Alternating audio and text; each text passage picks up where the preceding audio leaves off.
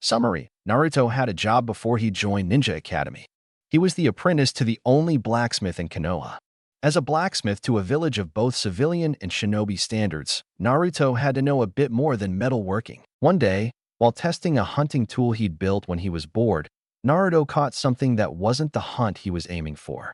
Smart/strong, Naruto. Chapter 1. He'd had a dream about creating the perfect sword for him to wield for himself before waking. The blade glinting from the firelight of the oven used for melting metals, turning into the rising sunlight peeking through his window curtains, shining on his sleepy face. The boy, looking about the age of 10, with hair as golden yellow as the sun, rubbed his eyes tiredly, eyes of a blue color that could rival the oceans. Yawning and stretching, the whisker-like birthmarks on his face making him look even more like a woken cat. He sat up, scratching the back of his head before looking at the clock on his dresser. He'd woken an hour earlier than he'd wanted to, but he knew he wasn't about to fall asleep again anytime soon. After stretching a bit, he went into doing a series of push-ups, crunches, sit-ups, kicks, and punches for an hour. His morning routine exercise. Pulling off his white t-shirt and boxers and putting them in the corner so he'd know to wash them when he got back home. He went to the bathroom to shower. 10 minutes later, feeling a bit more awake, he dressed into some washed-out jeans, a black t-shirt, and a brown hoodie before going to the kitchen. Frying up some eggs, bacon, and sliced tomatoes, cooking some rice, and making toast, Naruto set down his plates and bowls with a glass of orange juice and a glass of milk to start his day. The only sounds to be heard was the bubbling and sizzling of his breakfast in the kitchen and the muffled morning hustle and bustle outside. He was used to the quiet, growing up alone. Don't get him wrong. Being the only person living in a large vacant apartment complex came in handy most of the time, especially since the old man Hokage let him turn the roof into his own private garden and greenhouse so he didn't have to pay for the overly priced food that was, most of the time, rotten from the only places, aside from Ichiraka's ramen stand and Akimichi's restaurant, to sell him food. Hunting and fishing he could do just fine for meat. The only things he really had to buy were things he couldn't really get in the wild and or make himself. So he bought or traded for such things from the Akimichi's restaurant/grocer at a much more reasonable price than what the grocers or other food stands would charge him. When he can't get things from the Akimichi's or Ichiraku's, on rare occasions, he steals from the food stands since grocers won't even let him in through the doors.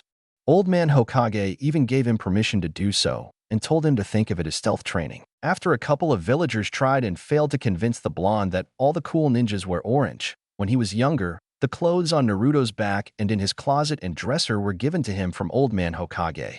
A small number of A and B he only knew by mask, and Daisuke Yakido, the village blacksmith, whom Naruto's apprenticed under for money.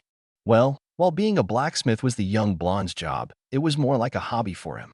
A proud hobby with a hint of life's work. After finishing breakfast and cleaning his dishes, Naruto slipped on a pair of thick brown gloves that went up to his elbows, his green goggles on his forehead that still looked a bit big for his face, but the resizing strap took care of that. Thick brown leather boots that came up to his knees, and the strap of a cloth satchel A/N, like from I Am Legend, carrying all his tools, journal, and sketchbooks over his shoulder before heading out. Sure, it was an academy day, but that never stopped Naruto before. He learned more outside school under the blacksmith's tutelage, as well as some A and B in one day than what the teachers, aside from Irika, would be willing to teach him within 2 weeks. Most of the time, people who either weren't ninjas or weren't one of the older, higher-ranked, or more experienced ninjas ignored his existence. He had never found out why. After he started working for Old Man Daisuke when he was about 6, nearly 7, he stopped caring. He was too busy taking care of himself and learning to do things by himself to care. Naruto would ask for help from those he knew would actually help when he needed it, but most of the time he liked doing things on his own. Being a blacksmith to a village of both civilian and shinobi standards, Naruto had to learn the more difficult chakra control exercises, especially with the massive amount of chakra he has. For the times he had to focus chakra into the weapons he's making for ninjas. Kids start going to Ninja Academy around the ages of 8 and 9, and even at the academy, the only chakra control they teach is leaf balancing on the forehead to stick and advanced leaf balancing to make the leaf float or hover above your head. You've completed the advanced leaf balancing when your leaf is a foot above your head. Naruto was several chakra control exercises ahead of even the top graduates when he started at the academy. Naruto's chakra reserves, he learned about a week after he stopped asking teachers to help him and started asking Daisuke for advice. were too large to focus into even doing the simplest of ninja techniques. The only ones he couldn't do now were jutsus that were of the simple illusions, including clone jutsu, because they needed the smallest amount of chakra. The smallest amount of chakra Naruto could focus into a jutsu could provide enough chakra for the average civilian turned shinobi, children that come from civilian families, with the ability to do a Chunin-level body flicker technique. That example is only because while chakra reserves can grow, the average civilian child turned shinobi starts with about 1/2 or 1/3 the chakra reserves an average shinobi child starts with. Both type of children having very little control on the amount of chakra they have in the beginning. Naruto started at the academy with elite Jounin level amount of chakra, and that was just with what he could control. Another thing he had to learn earlier than most kids in the academy were seals and how to use them. Like the chakra control needed for making some ninja weapons, seals were needed for such weapons as well. Sealing scrolls were more than useful when Naruto needed to hunt and gather things and sometimes when stealing things too. He got quickly interested in seals and has all the books on them as the Hokage could provide for him.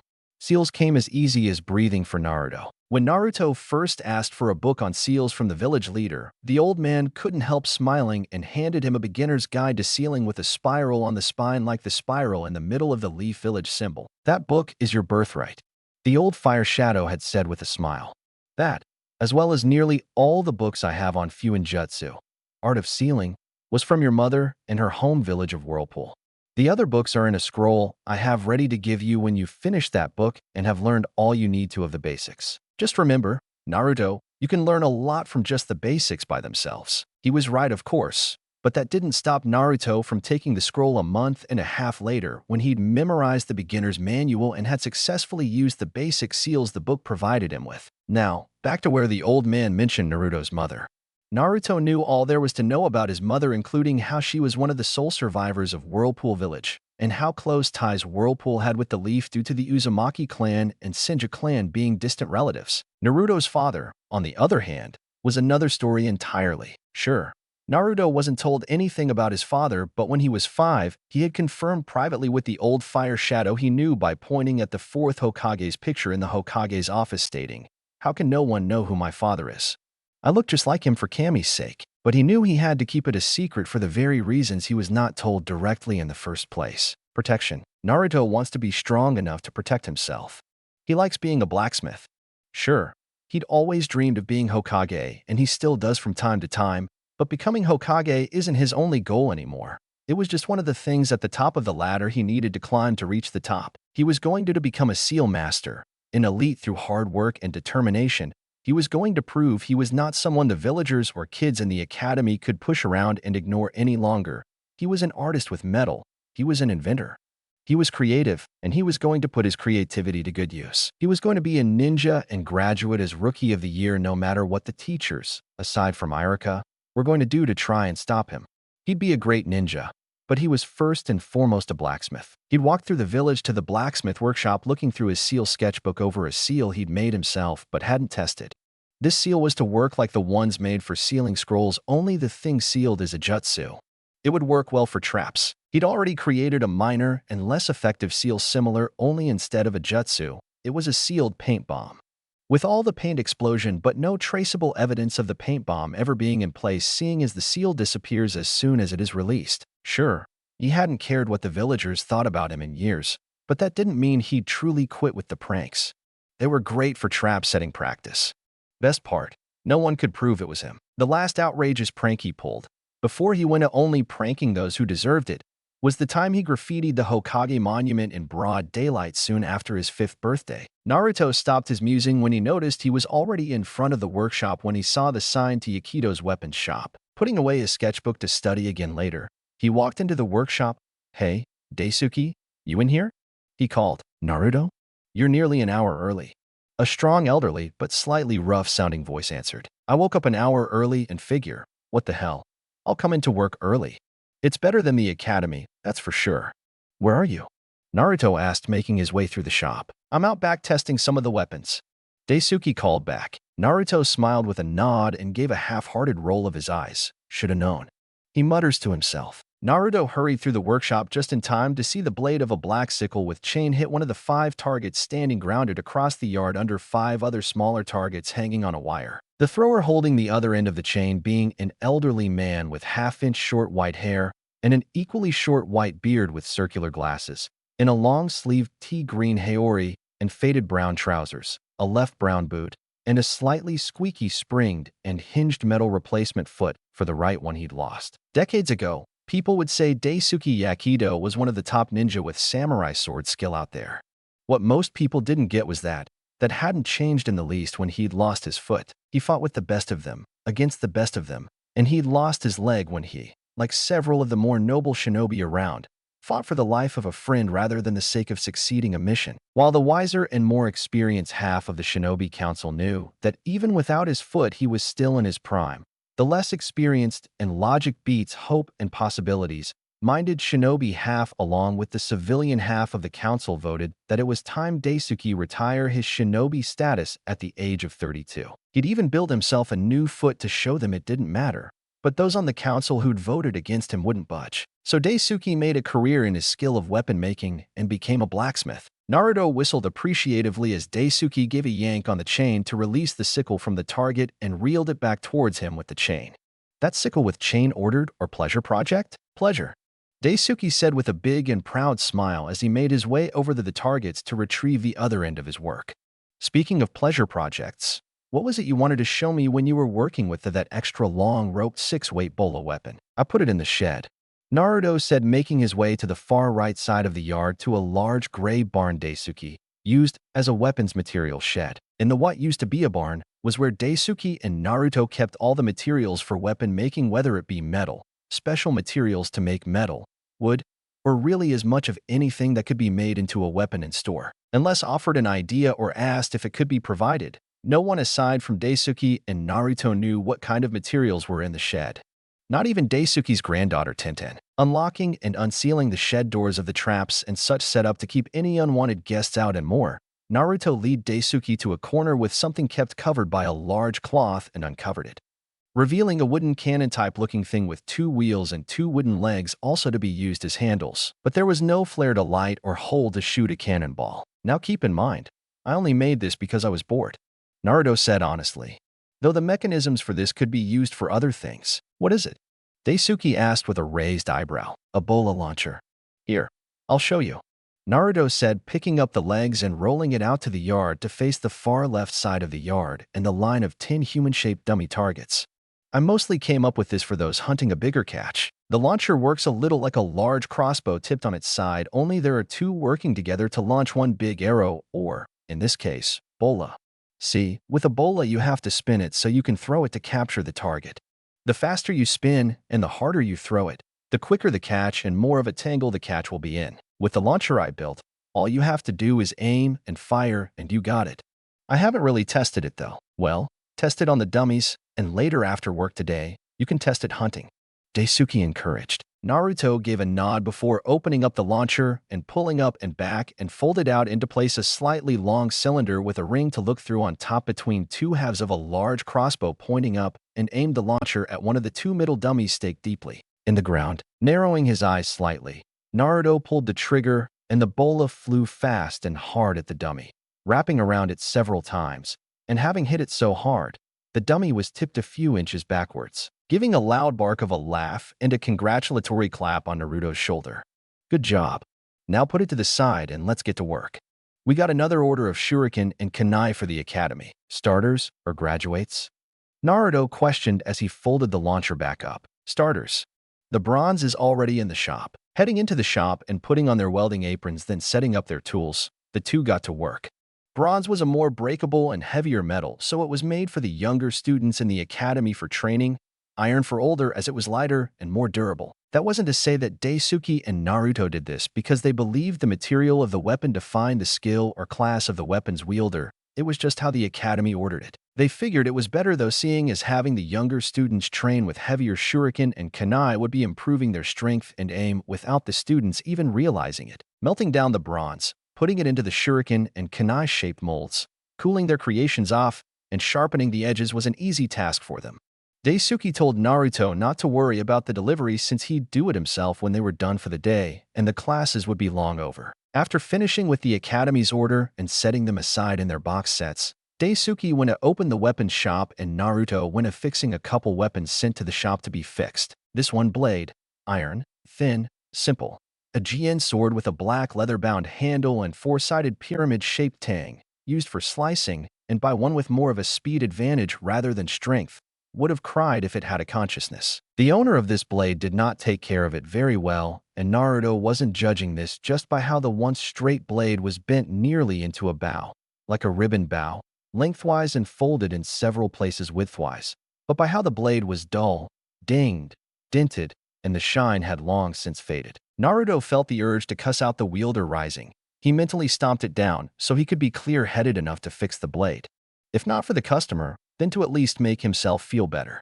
Slipping his goggles down over his eyes, he heightened the heat of the flames and got to work. He would fix this sword anew. Then he would cuss out the customer when they came back to pay for the work before kindly advising they try a different weapon, one used by those with a strength advantage rather than the speed advantage required for such a blade. The other weapon Naruto was to fix was a mechanized bow staff that when twisted in two places became a three-section staff.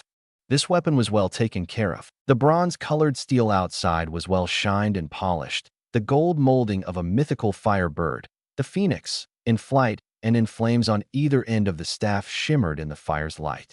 The only thing that needed to be fixed was the broken chain between the top and middle of the bow staff, turned three-section staff. That was an easy enough fix. Both the sword and the staff were outside works, meaning the wielders were not from Konoha. Naruto knew the staff was for a slightly wealthy traveler staying in a village a day's cart travel, half-day's ninja travel, outside Konoha. The sword, however, must have come in yesterday after Daisuke already sent Naruto home. While Daisuke could have fixed the sword himself during the night, he'd probably put it off and gave it to Naruto to fix just so he could watch the young blonde cuss out the customer. It always seemed to amuse him. Finished with the staff, he wrapped it up and encased it within a long box only an inch or two bigger than the staff in width and length for delivery. Daisuke would either bring it to the Hokage's office for a Genin team to deliver or would have a Genin team pick it up right from the shop to deliver. Probably the later. Either way, a Genin team would be paid for delivery and Naruto would be paid for the work. The sword, however, was simply slipped back into the sheath it came separately with. The sheath itself was also made of iron cased with black leather with the pointed end and mouth of the sheath having this extra metal plating molded with the print of a Chinese dragon for decoration. The head and wings of said dragon being the handguard of the Jin, while the dragon's serpentine body and tail curled around the mouth of the sheath. It must have been brought in person and would be picked up personally, hence the pleasure Daisuke would take in watching a customer get cussed out by his 10-year-old apprentice. It was the early afternoon pushing late now. Naruto noticed as he slipped his goggles back up to his forehead before bringing the packaged staff and sheathed sword to the weapons shop. There Daisuke was waiting with a big boulder of a man in a pale gray haori with the sleeves ripped off revealing his largely muscled and hairy arms, thick black leather straps wrapped 3 times around each wrist acting as mediocre wrist guards, dark gray sweatpants, faded black and slightly worn boots. He had long slick black hair tied in a ponytail at the base of his neck, sharp-looking beady black eyes, a long mustache, and a short pointed beard on his chin. "This brat is your apprentice?" The man sneered. "I'm paying you good money to fix my sword, and you're telling me you had this runt do it? I assure you, sir, you should not let his age lead you to think he's not capable of fixing your sword, and, if my assumptions are correct, he's carrying it within its sheath right now," Daisuke said with a light smile. The man blinked a couple times before looking at Naruto and looking towards the sword the blonde was carrying. Huffing a disbelieving scoff, the man looked Naruto in the eye with a challenge and said, "Fine, show me your work, brat." Holding back the strongest urge to roll his eyes, deciding to save it for later, Naruto walked past the large man and handed Daisuke the packaged staff before turning to the customer and unsheathed the sword. The sword Naruto held looked even better than what one would think was brand new. The blade was straightened, the dents, dings, and all other damage was gone like it never occurred. It was sharp enough to split a hair, and it shined so well, the man could see his reflection clear as day in the blade. Blinking in disbelief before scoffing, "You obviously replaced the one I brought in with a new one. And what would be the point of that?" Naruto asked with a raised eyebrow. "Doing the job would require you to pay more than you would buying a new sword." "Sure, but that would be wasting our inventory. You requested the sword be fixed instead of buying a new one." Had you not known a kid was the one to fix your sword, you would have paid, taken it, and been on your way by now. The man didn't know what to really say to that and found he could no longer meet Naruto's eye. Though, I'm curious, Naruto said, placing the sword on the counter. If you don't mind, I'd like to ask you 3 questions. Maybe 4, depending on your answers. With his own eyebrow raised, the man shrugged and gave a sharp nod. What's your profession? Naruto asked. Whatever the man was expecting to be asked, it wasn't that. I'm a bounty hunter. I usually go after bandits, sometimes rogue samurai, and even a few rogue ninja. The man said, his tone going from simply answering to slightly smug rather quickly. Do you know any specific sword fighting style? Naruto asked, keeping a curious tone and crossing his arms. Why would I need that? The man asked back before smiling proudly and sounding a bit more smug. I'm a good enough fighter without the sword. I just thought I'd get one to give myself more of an edge. Especially one used for speed. Where did you get this sword? I won it from some sucker betting one of the swords he was selling against me winning in a battle royal of a brawl a few villages back. He said, chest puffed out, smiling all smug, and hands on his hips. Okay, here's my last question. What did you use this sword for? A replacement hammer? Naruto shouted in the man's face, making the man jump in surprise. You are a person who uses your strength for your advantage. This type of sword is meant for a person with an advantage in speed. Using a sword meant for speed doesn't give you the speed. You need to earn that speed through hard work and determination. A person with a strength advantage using a sword meant for a speed advantage is like mixing fire and gunpowder. It'll all just blow up in your face. Do I need to repeat this and explain a bit clearer? You have a strength advantage, and while you don't have the speed you want, it doesn't mean you can't get that speed. Naruto picked up the better-than-new sword and held it up for the customer to see. Using a sword meant for those with the speed to use it does not give you the advantage. It actually puts you even more at a disadvantage, and this time it's against anyone you're fighting, including against those where you would normally have the advantage. Your weapon is not a simple tool that makes you a better fighter. Your weapon is a part of you, an extension of you. It's supposed to be a reflection of you if you yourself were a weapon. Any questions? The man blinked, then blinked again. Then, what should I use? From the corner of Naruto's eye, Daisuke looking to be coughing in his hand to keep from laughing. Well, for one thing, you need a fighting style. Naruto said, sheathing the sword and placing it down on the counter. Whether it's one you want to learn or develop yourself doesn't matter. What matters is the type of weapon or weapons that suit you and the style that suits you as well. Something that could possibly suit you much better would be a giant battle axe or, from what I saw just by the damage of the sword, a giant battle hammer. You have a giant battle hammer? The man asked, instantly interested. It was actually one of the first things I made myself after becoming an apprentice blacksmith. Naruto said, hand hold his chin in thought. I remember Daisuke had to hire 3 chunin just to lift it and take it from the workshop to the back here. Come on. Naruto said, leading the man to the back of the weapons shop with the inventory. The man stopped in his tracks when Naruto had lead him through the aisles of weapons on shelves all the way to the back to find on the floor, face down, was a giant hammer with a round flat face, a pickaxe-like back, 1.5 feet from front to back, the face 1 foot wide, and the neck and handle together was 5.5 feet long, 3 inches in width, and around the middle was a foot-long metal band bolted to the wood with a third-dimensional 2-inch wide spiral molded onto the metal. /N. Imagine Link's hammer from Zelda, only with a longer, more detailed handle. I'll take it. How much? The man asked. Naruto thought about it. Tell you what, 25% extra from the payment of the original job. Throw in the sword that's useless to you, and it's yours. Deal. The man said, quickly shaking Naruto's hand and picking up his new weapon of choice easily. The man left happy with a weapon better suiting him, and Naruto was happy the sack of money and perfectly good sword left on the counter by the register. All right, Naruto, you're done for today. Daisuke said. You go test your bola launcher for hunting while I close up shop and bring the staff to the Hokage's office for delivery. Giving a nod, Naruto packed up his tools, sealed the sword away into a scroll, then sealed his money into the storage he dubbed his earning scroll, and went to the shed to seal the bola launcher into one of his smaller storage scrolls before heading out. Thinking it might be best to hunt near the outskirts of the village, but still outside the village, he started walking towards the Hokage monument. As he walked, he took out one of the sealing journals his mother wrote to read. The books on seals the Hokage said were Naruto's birthright weren't just manuals on seals but also a few dozen and more journals on seals personally created by members of the Uzumaki clan. Journals written by his mother, grandfather, who was the last leader of Uzushiogakure before the village was destroyed, a great uncle, and more Uzumakis that had died long before Naruto could meet them. One of the journals written by a great uncle contained the image and info on several different types of weight and gravity seals. He'd read that journal a couple days after he started going to the academy and started using those seals about a week later. This particular journal, written by his mother, had the seal for chakra chains. His mother created chakra chains in a way that even if a seal master painted or drew the seals, they still wouldn't be able to use chakra chains because chakra chains will only work for those of Uzumaki blood, like a bloodline. It was brilliant, reading everything there was to know about his mother's chakra chains and then rereading it.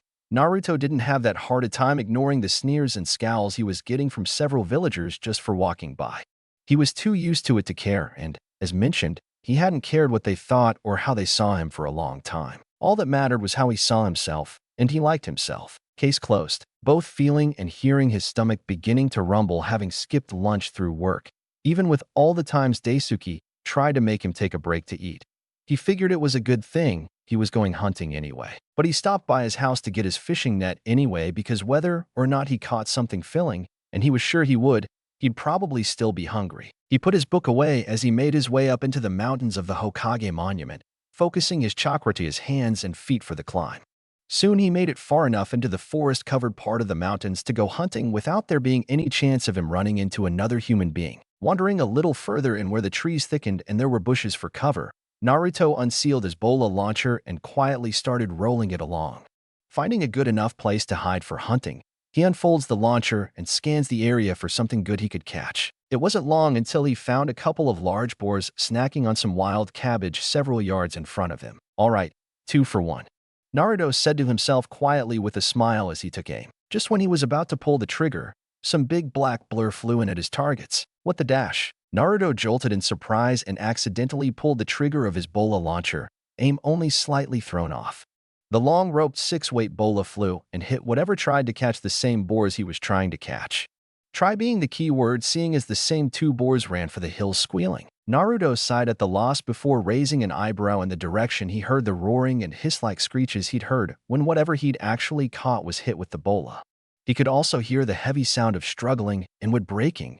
The creature was trying to free itself from the bola and, by the sound of it, it wasn't succeeding. Naruto left his bola launcher behind and followed the noises along with a trail of yanked-up bushes and some broken trees. Blinking and raising an eyebrow confusedly, Naruto continued on his trek through the forest, and when he found what he was looking for, he wouldn't have believed it if he hadn't seen it himself. There, thrashing around in its struggle to free itself from the long-rope bola was an ebony and onyx with a dark bluish tint scaled, bat-like wing with 2 other lower wings, long-tailed, short-spiked spine, four-legged, 5-taloned, yellow-green grass-eyed. With what looked to be 4, no 6, no 8 ears, honest to God, dragon. Naruto let out a surprised huff, mouth open, and eyes wide. The dragon stilled its thrashing before turning its eyes on the blonde before taking a few deep breaths and slouching on its side, staring Naruto in the eye, seeming to be waiting for the blonde to make the first move. Hey! A dragon. Naruto whispered to himself in disbelief. But dragons are extinct. Or they're supposed to be. There were many tales about dragons, of both fact and falsified fictional stories for entertainment. But all the factual stories about dragons were decades, if not centuries, old. Dragons were once real. Fact. Dragons are now extinct. Was once thought to be fact, but now proven to be false by one Naruto Uzumaki. Said dragon started to hiss and growl, revealing all its pointed pearly white teeth, at the blonde when hearing the word extinct. Hey, don't give me that. Naruto scolded with a frown. You and I were hunting the same boars. Catching you was an accident. I wouldn't have caught you if you hadn't flown in right when I was about to pull the trigger. Now quit your grumbling so I can get you out and we can both be on our way. Reluctantly, the dragon let out a huff of a sigh and let Naruto get on with helping it get loose. Oh man. Naruto sighed, rubbing his face tiredly. I go out hunting to practice with my bola launcher and end up accidentally catching a supposedly extinct creature. Somehow, this just typical. The dragon let out its own huff in agreement. When Naruto pulled out a kunai though, the hissing started up again. Oh, quit your complaining. Naruto said with a tired roll of his eyes. I'm sure you want to be out of this as quick as possible, and the quickest way would be to cut the ropes. You don't hurt me, and I won't hurt you. The dragon stopped hissing and raised its own eyebrow in interest as Naruto began cutting away the ropes. As soon as enough rope was cut for it to get loose, The dragon leaped up and began to soar away, only to fall and crash off the cliff just a few feet ahead. Naruto blinked in surprise before sighing, with his shoulders slouching forwards before following the dragon in a trail of black scales, each almost half the size of his hand. Naruto couldn't resist picking up most of the fallen scales and sealing them away in a scroll to study later. The cliff turned out to be the edge of a canyon, a grassy canyon with boulders here and there, a small lake surrounded by walls of rock, and a waterfall. The dragon seemed to be trying and failing to fly up out of the canyon. Raising an eyebrow before taking out his blacksmith sketchbook and made a quick outline of the dragon from his higher viewpoint. Finding the dragon didn't have the left tail wing he'd drawn, he erased it before putting his sketchbook away and focused some chakra to his feet and walked down the rock wall into the canyon. His stomach started rumbling when he was standing on the grass, alerting the dragon of his presence. The dragon curled into a crouch, seeming to be ready for anything, rolling his shoulders and looking very much like a cat doing so just before it pounces. Giving the dragon a glance but otherwise ignoring him, Naruto walked out to the water before walking on top of it, much to the dragon's surprise, before taking out his fishing net. Putting his fishing net in the water and grabbing onto the two different ends and holding the net behind him, he ran back and forth across the water a few times before taking a small haul to land. There weren't many fish in this body of water, and the size of the fish there weren't all that filling either, but it was better than nothing. Naruto figured he'd go hunting and fishing tomorrow and bring a bigger haul for the dragon then. Seeing the dragon licking its lips, Naruto picked up one of the larger fish by the gills and held it out for the dragon. "Come on, I didn't get all this just for me," Naruto said, slowly making its way over. The dragon was close enough and opened its mouth to take the fish, revealing its bare gums to Naruto. Naruto raised an eyebrow in confusion. "Huh, toothless. I could have sworn earlier you had dash." Just then, the top and bottom rows of big white pointed teeth came out of the dragon's gums like a cat's extended claws and chomped on the fish and chewing it a couple of times before swallowing it whole. "Teeth," Naruto finished. "Well, eat up, and I'll bring some bigger catches tomorrow," Naruto said, putting his net away and gathered some wood within the valley to make a small fire to cook a couple fish he was going to eat. When he knelt down to stack the wood for a fire, the dragon came over in front of him and spat up the fish Naruto had handed him, without its head, right on Naruto's lap before sitting back and up straight, looking a bit like a kangaroo. A big kangaroo with a longer tail, and scales, and wings. Naruto looked down at the headless fish, up at the dragon, then back down at the headless fish before slowly picking up the headless fish and barely held back a bleck, in disgust at the clear regurgitated slime coating it. He looked back up at the dragon and raised an eyebrow in question until it looked down at the fish, then back at the blonde. "So I gave it food, and now it wants to return the favor. Great," Naruto thought with a sigh as he braced himself, closed his eyes, and took a bite but didn't swallow, fully intending to spit it out as soon as the dragon wasn't looking. Naruto said, holding up the fish, trying to look convincing. Apparently the dragon wasn't satisfied until Naruto swallowed the bite he'd taken, hence the dragon motioning and imitating him doing so. Shoulders falling in disbelief, and after giving a half-roll of his eyes, Naruto squeezed his eyes shut and swallowed. By some miracle able to hold back his gag reflex but unable to hold back the shudder that went up his spine before shaking it off and doing his best to grin at the dragon and bear it. When it looked like the dragon was trying to give its own toothless smile, Naruto slowly stood with a hand reached out to try and pet the dragon. Seeing this, the dragon hissed before turning, leaping, and soaring a few yards away to his small hill and burning the ground in a circling motion with its blue-white lightning-looking breath to make itself a bed before curling up like a cat. As Naruto made his way over and sat down, he noticed the dragon lifting its head, looking closely at a mother bird looking after the eggs in her nest before flying away. Watching the bird fly away and turning its head to follow the bird with its eyes, it noticed that Naruto had come over and sat down a couple feet away. Looking at Naruto through half-lidded eyes for a moment before turning its head away, letting its perked-up ears fall in slight irritation, putting its chin to the ground, and moving its body so it could hide its face from Naruto with its tail. Curious, Naruto scooted over to get a closer look at the tail, close to touching it, when the dragon lifted the tail, eyeing him as he stood and slowly but awkwardly walked away in a fluid motion. The dragon got up and walked away for another spot to nap. A couple hours later, with the sun starting to set, the dragon woke from where it hung upside down like a bat on one of the larger, thicker roots protruding from the canyon walls, its tail over the root and hanging in front of its face. Its eyes looked around, then past its tail to find Naruto still there, sitting on a boulder a few yards away, hunched over. Curious, the dragon hopped down and trotted over to see what the blonde was doing. There it found Naruto with a stick in hand, drawing in the dirt. Naruto noticed, but didn't stop drawing the shape of the dragon's head, eyes, and wings. Said dragon following his movements with its eyes and head. It stopped watching and walked off to the side on its hind legs. Naruto watched the dragon break the branch off one of the few trees actually in the canyon rather than above them and brought it over before planting the broken part of the branch in the dirt and moving its entire body to draw. It almost looked like it was dancing as it drew. Naruto had to duck slightly so he wouldn't get hit in the head by twigs and leaves when the dragon had circled a third time before dragging the line, circling again, and dropping the branch after dragging it through the dirt a little further. Naruto stood looking at the art that had no real shape, completely surrounding him, and tried to walk out of it. The dragon's eyes slit as it growled, and Naruto found he'd stepped on one of the lines. He lifted his foot off the line, getting normal dragon eyes and a purr in response. Step on the line again. Growl. Step off the line again. Purr. Step on the line. Growl. Step off the line. Purr. Step over the line. Continues to purr. Naruto gave the dragon a light smile before doing his own sort of awkward but funny dance, stepping over the lines, and before he knew it, there was a warm breath ruffling the hair on the back of his head. Turning to find he was standing only about an arm-length's distance away, he tried once again to reach out and touch its head like he had a couple hours previous, getting a growl and small glare with some teeth showing. Naruto retracted his hand a bit, and the dragon stopped growling but kept its eyes narrowed on him. Pausing in thought for a moment, Naruto took a deep breath, closed his eyes, and let out the breath as he stretched his arm out fully. He figured, sure, you might lose a hand, but it'd be worth it. If it won't let me come to it, I'll have it come to me. He mentally mused. The dragon looked at the palm of the blonde's outstretched hand thoughtfully, eyes softening before slowly, slightly hesitantly, bowed its head a bit and easing its muzzle against Naruto's palm with its own eyes closed. Feeling the smooth, cool, but warm touch of the dragon's skin, Naruto opened his eyes and watched in both disbelief and amazement. He didn't know exactly what the feeling he had through their contact, but he now felt a sort of connection.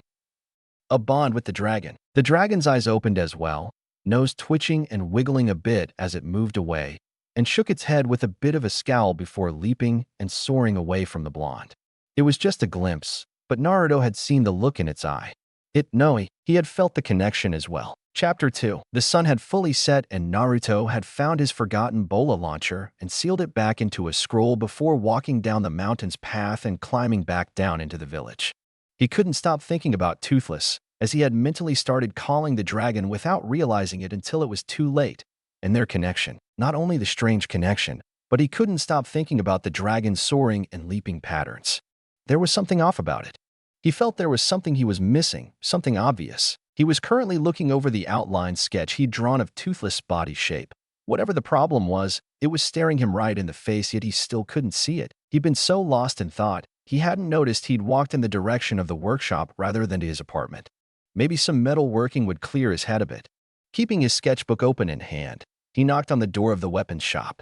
Daisuke usually closed the weapons shop late at night. The workshop was always open. The reason he usually had Naruto stop working sometime in the afternoon was because when smithing, Naruto was all work, no play, and play seemed to include break time and lunch. Daisuke motioned for Naruto to come in as he finished his business with a boy buying some stronger metaled kunai and ninja wire. A Hyuga by the look of him. At first, Naruto almost thought he was a genin, but seeing no headband on his person, the Hyuga boy must have been still taking classes in the academy. It had to be his last year or second to last year attending though, seeing as he looked a little older than Naruto. Once inside the weapons shop, Naruto seemed to go back into a thoughtful state, staring at the outline sketch once more. New project? Daisuke asked, noting Naruto staring at pages in his blacksmith sketchbook. Naruto jumped slightly, being brought out of his thoughts. Oh, yeah, sort of this new idea I have with flying. You know, like paper airplanes or kites without the string to keep it grounded or a breeze to keep it up, and using chakra to keep it flying around like a bird, so no one would think it's a ninja tool. I sort of got the idea from what I read about Suna's puppet techniques. I know that sounds impossible, but impossible seems to be my forte, Naruto said in a quickly thought-up cover-up. That doesn't sound like an all too bad idea actually, you know? I can think on it later. Taking the sketchbook and getting a closer look at the sketch himself before handing it back to Naruto, Daisuke said, sounds clever and like it would take a lot of work. But you should probably redraw that tail wing you erased, because if you tried flying it like that, It would only get a couple feet off the ground before falling and crashing. That was when it hit Naruto so hard he felt like smacking himself just to see if it had gotten through, and again for not realizing it sooner. "Of course, I'm gonna head home for the night," Daisuke said, stretching his arms over his head and cracking his back. "We don't have any orders to work on tonight. Close up the workshop when you're done, all right?" "Sure, Daisuke." Naruto put on his apron and got to work as soon as Daisuke had left. He melted down iron into thin, about arm length and longer bars to in the place of dragon bone with the notches for opening and closing the wing. In place of dragon skin was chakra strengthened leather, thin enough to fly, but strong enough to carry half a ton without tearing. Having slipped the leather over the tail wing bone-shaped iron, Naruto opened and closed the wing easily several times. Though he knew the real test would come the next day, when he put it on the dragon. Pushing away the several sketches he'd made of just the tail, Naruto got to working on the belt for the wing to actually stay on the dragon. The next morning, after his morning routine, Naruto was on his way out to the river for some training when Irika found him and dragged him to the academy.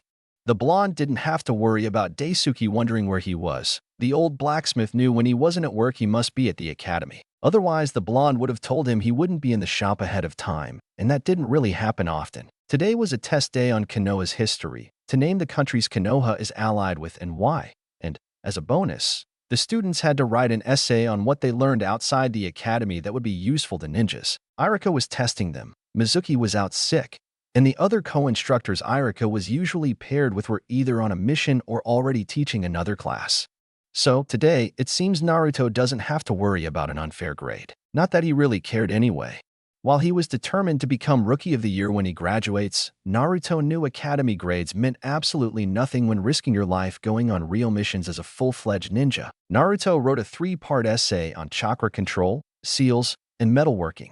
He'd explained in the first part about how his far above average chakra reserves made it difficult to even achieve the simplest of jutsus, and how sometimes he combined 2 different advanced chakra controlling techniques for some of his self-training, like water walking and advanced kunai balancing.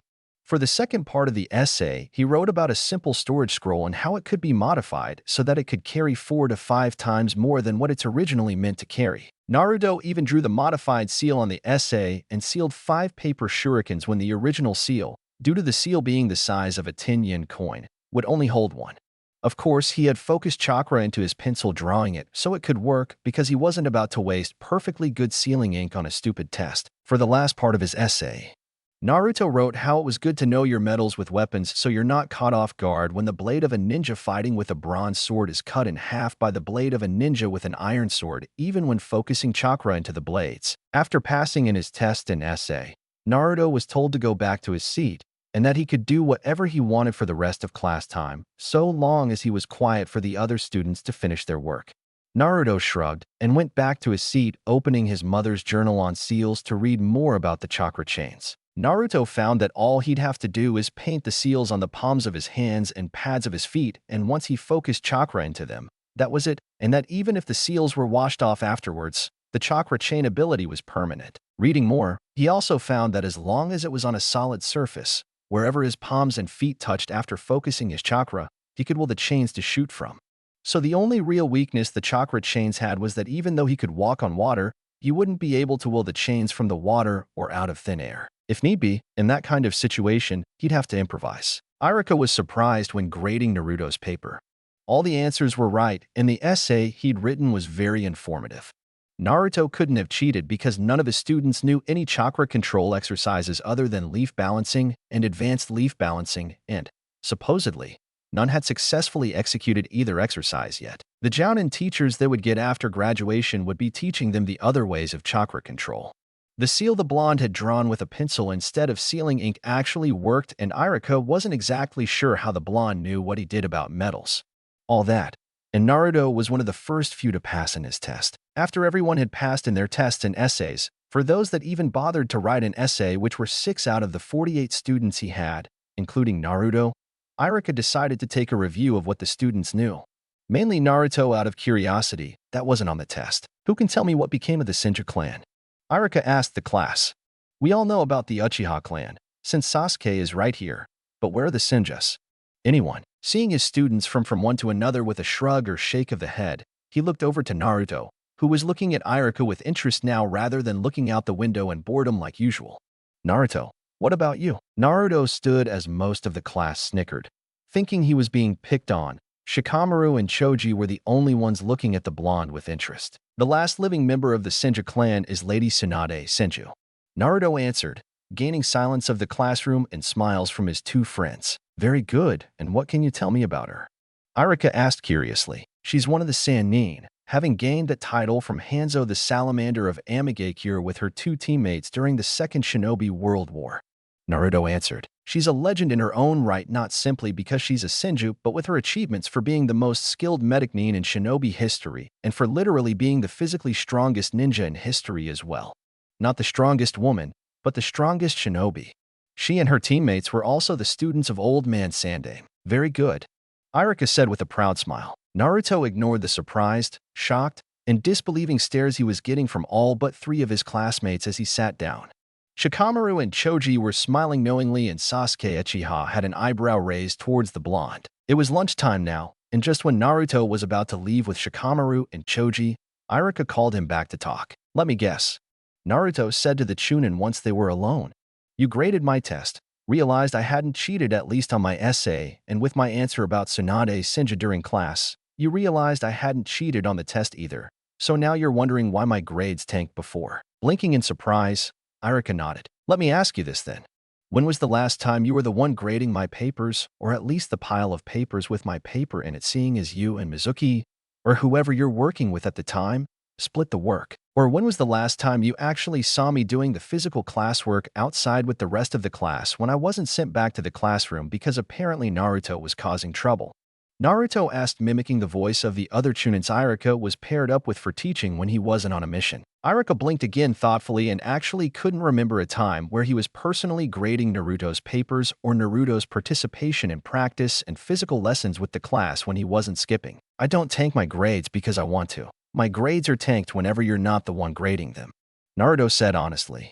Ever since I started coming to the academy when I was 8, you were the only teacher in this academy to grade me fairly. When the other teachers saw that, they started making me out to be the troublemaker wanting attention I haven't even cared about getting since I was 6½. They would fail my papers without even looking at the answers, and when it came to physical work, like taijutsu, the teachers would try to convince me the wrong way for everyone else was the right way for me. I already knew the academy's basic taijutsu, and when I refused to listen to their fake improvements to my stances and such, they'd kick me out of class for causing trouble. I skip class all the time because outside class is where I actually seem to learn something. Another reason is for my working hobby I get paid for. Huh? Iruka questioned with an eyebrow raised. Iruka-sensei, I've been an apprentice blacksmith to Daisuke Yakido for 3½ years now, Naruto said tiredly, much to Iruka's surprise.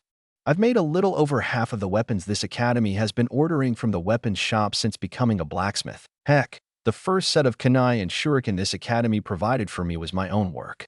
I've been under Daisuke's tutelage, and that of a few Anbu, since becoming his apprentice, and learned more in one day with him than I had in my first 2 weeks here at the academy, if not longer. I know more than what the teachers, aside from you, could or would be willing to teach me.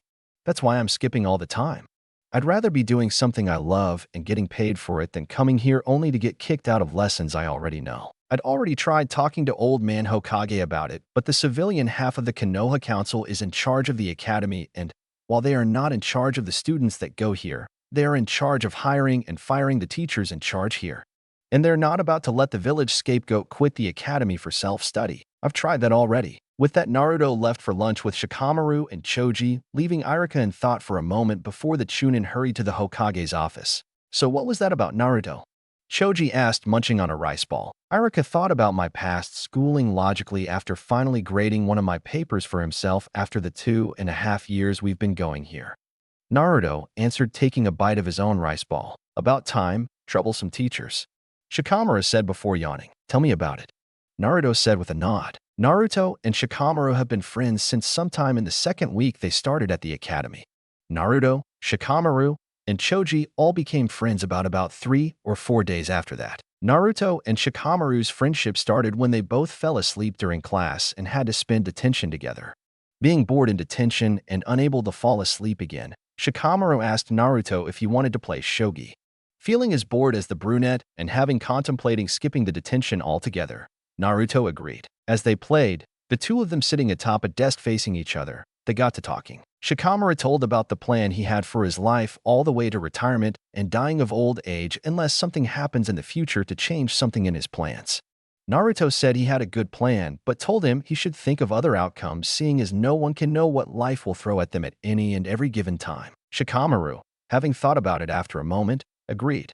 Naruto then explained his plans on skipping a lot of academy classes to work at the workshop with Daisuke and how the academy teachers seemed to give him failing grades no matter how detailed Naruto got with his essays or answers. He then got to telling Shikamaru that while he planned on being a great ninja, he was first and foremost a blacksmith. Shikamaru then asked if he could join Naruto skipping class. Naruto just shrugged and said, "Sure, I won't stop you." And their friendship began. A few days later, Naruto and Shikamaru met up halfway walking to the academy, got to talking, and decided to skip class later just when they reached the academy yard. Walking through the gate, they heard some kids getting together to play ninja, but they started ragging and ranting when Choji asked if he could join. Shikamaru stood up for him, listing off a few of the Akimichi's achievements and how numbers and ninja were better rather than who was strongest. Naruto agreed and said that playing ninja out on the battlefield would just get you killed, and then asked what the kids could do that made them think they were Choji's betters. One of the more snotty and superior attitude kids asked why they should listen to the two class dopes. Naruto countered with, "Can you actually do the leaf balancing exercise?" before picking up a leaf, putting it on his forehead, and making it hover a foot and a half above his head. This is what's learned this year and mastered by the end of next year. Since the class dopes can do this exercise while you can't, do you really think our status in the academy is all it's cracked up to be? That shut up all the kids quick, and Shikamaru and Naruto decided to skip class altogether when the bell rang. Choji asked where they were going when he saw them headed back for the gate, while everyone else was headed inside. The blonde and brunette said they could learn more outside the academy and didn't want to go in for a lesson they both probably already knew. Nervously, Choji asked if he could go with them, his head down thinking they'd probably say no. Looking to each other, Naruto and Shikamaru simultaneously shrugged and said, "Sure, why not?" They'd spent that day at the workshop, Naruto fixing weapons in his zone while Shikamaru and Choji practiced in the yard with some shuriken and kunai Naruto himself made with steel a few days previous. "Think we should just skip class after this?" Shikamaru asked the blonde, bringing him out of his reminiscing. "Nah, let's wait and see. Maybe something interesting will happen," Naruto said, getting a nod of agreement from the two. "Lord Hokage, it's ridiculous," Iruka said, standing in front of the Hokage's desk. "I mean, I just thought Naruto was hiding his potential, not that my fellow teachers were trying to force it down. Just from what I saw today, he's future Rookie of the Year material under the forced guise of dead last, and while I still have some doubts, he might have graduated by now if I wasn't the only teacher taking ninja lessons seriously. And I'm ashamed to have not even noticed it myself." Lord Hokage stroked his beard, having listened to Iruka's arguments for the past 10 to 15 minutes before giving a slight sigh. "While Naruto is right about me being unable to do anything about the actual scholastics in the academy, there is something I could do that I should have thought of earlier. Iruka, when you go back to the academy, dismiss your class for the day. I will be sending my AMBU to the other teachers to dismiss the rest of the classes and bring all the teachers here to talk. You are welcome to join them." "Yes, Lord Hokage," Iruka said with a bow. "Good. You're dismissed." Iruka gave another bow before leaving the office and heading back to the academy. Once he was gone, Lord Hokage sighed tiredly. Dog, cat, lizard, snake. Having called their code names, the four AMBU appeared kneeling to the old man. "Yes, Lord Hokage." Two male and two female voices said from behind their porcelain masks. "Go to the academy and tell the teachers that when break is over, to dismiss their classes and come straight here." The Sandame said firmly. "Yes, Lord Hokage," they said before disappearing. Sighing to himself once more, the old muttered, "I should have done this ages ago." Class will be ending early today due to a last-minute meeting the teachers have with Lord Hokage. Dismissed, Iruka announced as soon as everyone was present when lunch break ended. Looks like there was nothing to skip anyway. Shikamaru said boredly as they stood to leave. "That's nothing new." Naruto said flatly, making his friend snicker. "Yeah, for you." Choji said, "You forget, Naruto, you're a few years ahead of us in chakra control and basic taijutsu. Not so much in anything else, and things like science, math, and history don't count because those are also taught in the civilian school on the other side of the village, and I needed to know those three things amongst others as a blacksmith. Well, not so much the history. I just find history interesting, Naruto said as they walked down the hall with the other students. What about Kenjutsu? Choji asked. What's the point of making weapons that I don't know how to use? Naruto countered. Besides, they don't teach anything more than the basics of becoming Genin at the academy. All they teach in weaponry is kunai and shuriken throwing and the basic uses of ninja wire for basic traps. What about seals? Shikamaru asked. Now that's different. Naruto said.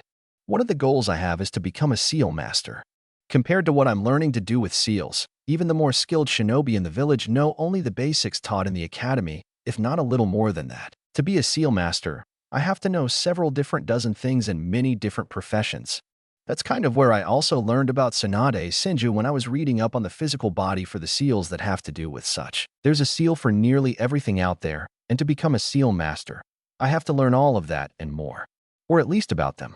Seals are like swords, and the different types of seals are like sword fighting styles. You don't have to learn all the different sword fighting styles to be a master. You can, but you don't have to, and you're learning everything you can to master. Shikamaru concluded. Right. Naruto said with a nod as they walked out the gate. And so far for me with seals, it's only come to around 3 types and a little of a 4th and 5th I've focused on learning to master. Containment seals, which are most commonly used by just about everyone to an extent, medical seals, physical seals, security seals, and summoning seals. I'm more focused on the first 3 for now. What's the difference between physical seals and medical seals? Choji asked. Don't they kind of fall under the same class? Physical seals have to do with improving your body or seals that you put on your body for some things other than improving. Medical seals are for healing but could also cause health damage, and a lot of it, on an opponent. Naruto explained. Gravity and weight seals, for example, are physical seals. They both help you get physically stronger and faster, but in different ways. A chakra suppression seal, however, is a medical seal. While it can be used for official training and improving your chakra reserves, it can do a lot more damage than improvement if used wrong. Like those military ration pills your family makes. They're not meant to be a replacement for food, and taking more than you need to at that time you may need the most could kill you rather than help you. After taking a short walking distance down the road from the academy gate, someone shoved between them and harshly bumped shoulders with Naruto. It was a girl with her hair in 2 buns wearing a form-fitting lilac t-shirt, bandaged knuckles, a dark blue-yellow trimmed short-sleeved Chinese vest, and matching long shorts. Her brown eyes were glaring at Naruto, straight in the eye, as she shoved through before turning her nose up and trotting forwards. What's her problem? Troublesome girl. Shikamaru muttered. You know her, Naruto? Yeah. Naruto said, rubbing his shoulder with a slight wince. She looks a year ahead of us. Choji noted. How do you know her? That's Tenten. She's Daisuke's granddaughter. Ah. The two said in understanding. She's kinda bitter towards me, or bitter towards herself because of me. Naruto said with a tired sigh. Why? His 2 friends asked in unison. I may have, kinda, accidentally, beat her in a spar, twice. Naruto said awkwardly. Oh, so she's bitter that she lost to the supposed class dope a year under her. Shikamaru mused, nodding. Well, yeah, there's that. And more. Naruto said, slouching his shoulders forward tiredly. So what happened? Choji asked, failing to hold back a smile. Naruto sighed. Well, the first spar wasn't challenged. It kinda just happened. I wouldn't even call it a spar. Not really. This was only about a month or so ago. I'd skipped class again to work and, like today, class got out early. I heard a fire started. Oh yeah. Choji said, remembering. I don't really know what happened, but one of the teachers tried to pin it on you until Irika nearly tore their head off saying you'd skipped class again, and that if they want to blame someone who actually showed up and to have proof. Figures. Anyway, I was melting down the metal for an order when Tenten walked in, thinking I was probably Daisuke. While I was working and still in my zone, I hadn't even noticed she'd walked in until I caught a kunai she threw at me and threw it right back at her on reflex. I continued working, ignoring her as she started shouting how I shouldn't be there and how it was her grandfather's shop and kept going on and on about it. I finally started getting annoyed as I was finishing up and flat out told her to shut up and let me do my job. She'd seen me in the weapons shop from time to time, but I don't think she ever thought I was Daisuke's apprentice. That much was confirmed when Daisuke finally comes in to see what she was shouting about, and she started pointing fingers at me. Daisuke explained how I was his apprentice and how I have been for over 3 years now, and that I was also a schoolmate of hers at the Ninja Academy. When she asked him why I wasn't there that day, I said I could speak for myself and that I'd rather do something more worthwhile with my time. That started another one-sided argument that I didn't really listen to at all, so I don't remember much of what she'd said except that being a ninja was an honor, that she was going to be a weapons mistress, and that I should take my schooling more seriously. I told her that while I liked being a great ninja, I was first and foremost a blacksmith, and that I liked it that way even if everyone else thought I was a dope. She then smirked like anyone with a superiority complex. Cough cough Sasuke asterisk cough asterisk. He got a laugh out of Choji and Shikamaru with that, and said that everything made sense now. I chose to be a blacksmith because I couldn't be a ninja. I shot that back at her when I said that Daisuke was a blacksmith because most of the council were made up of idiots, that I chose to be a blacksmith before even starting at the academy, and that she would have known that if she'd paid attention to Daisuke's explanation of my being there earlier. When she looked at me to explain, I started being a smartass and said slowly that I had been Daisuke's apprentice for over 3 years while I'd only been at the academy for 2, and that I learned more with him than I did in a classroom like her even though she was a year older than me and supposedly more skilled. Tintin's anger got the best of her, and she threw several shuriken and kunai at me while I just blocked and caught them all before putting them in the oven to melt. She started screeching at me until I told her that if she wasn't going to use perfectly good weapons that I made properly, I would melt them down and turn them into something more useful. She tried to argue that I couldn't make something like that when Daisuke pointed out that a blacksmith knows their own work when they see it. I proved it further, telling her that any weapon with a spiral engraved, embedded, or molded into it was made by me. She took out one of her kunai, and Daisuke pointed out the small spiral engraved just above the handle on the bottom right side of the blade. No matter how small it may be, the symbol of whirlpool is my signature. Shikamaru and Choji blinked a moment of surprise before taking out one of their own kunais. After a closer look, they saw the spiral in the same place as Naruto had said was on Tintin's kunai. The symbol was 1/4 the size of a 10-yen coin, but it was there. They smiled, shaking their heads in proud disbelief, putting their kunai away as Naruto continued. Tintin then started going through all her ninja tools and weaponry and found that the only thing she had that I hadn't made was this Chinese dagger she got when she was 4. Even her favorite naginata was something I'd made. I told her if she wanted to be a weapons mistress, then she should take her weapons more seriously and pay attention to even the smallest of details. She stormed off, and that was the end of that. Not much of a spar, but enough for her to think of it as one. A couple days later, I'd skipped class again, and when school got out, I was practicing with a tanto I finished working on about an hour previous. Tintin asked if I made the tanto or if it was a customer's. I told her no self-respecting warrior or honorable one fights with someone else's weapon unless it's passed down to them, bought themselves, or earned. She challenged me to a spar, my tanto versus her own tanto, which I had also made. I shrug and agree. Not 10 minutes later, I win and her tanto is standing blade first in the dirt. I go back to work. The end. There are quite a few reasons why she's bitter. She was beat by the supposed class dobe a year younger than her. Said dobe she doesn't think takes being a shinobi seriously, which in itself is ridiculous because anyone in the academy who doesn't take being a shinobi seriously will just get themselves killed on the field, like Sasuke's fangirls. Shikamaru said, getting a laugh from Choji and a agreeing smile from Naruto. Exactly like them. Naruto said a bit more seriously. She also thinks I'm holding back in school when I'm not skipping. Or at least she did until I told her what the teachers have been like towards me since the beginning, so that's out. Tintin takes her being and becoming a weapons mistress very seriously as well as shinobi status. She's a bit bitter for having realized that for some, titles could be just that instead of something earned.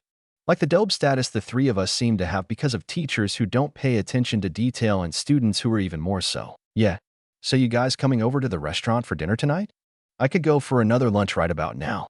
Choji said, rubbing his tummy. Naruto and Shikamaru gave a light laugh and shake of the head. Sure, but I'm gonna challenge my dad to a shogi game for now. I'll meet you there. Shikamaru said. Can't. I kinda got plans. Naruto said.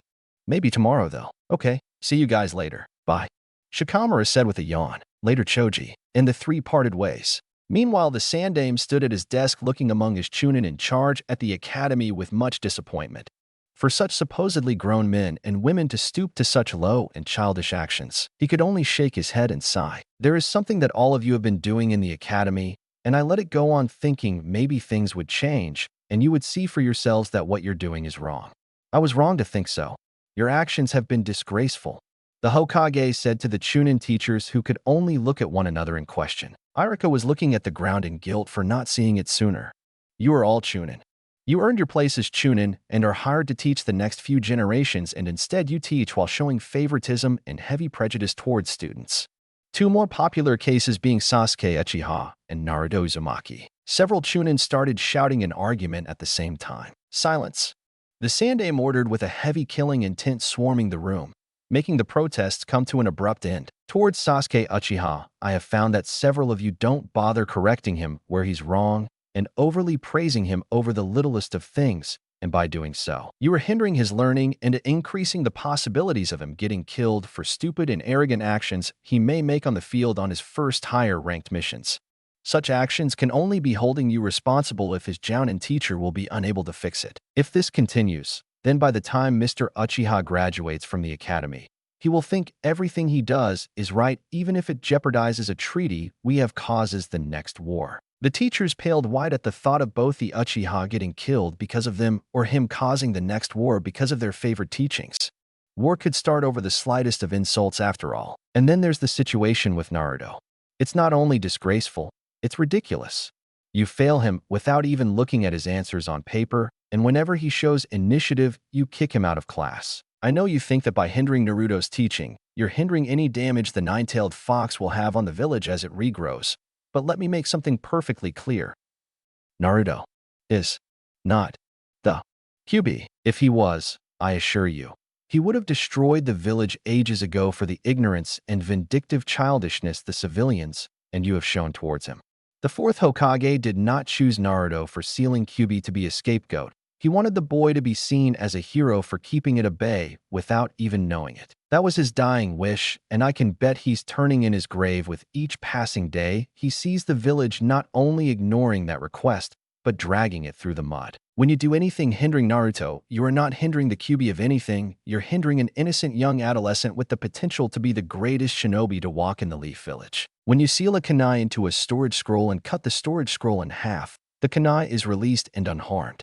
Kyuubi's the kunai, Naruto's the scroll. The fourth Hokage designed and created the seal holding the Kyuubi within Naruto to protect the village, yes, but it was mostly to protect Naruto himself should anything happen to him within the village or out. If Naruto is fatally injured, the Kyuubi is released, and the only one who would be able to defeat it is Naruto because of that seal, because the fourth chose him.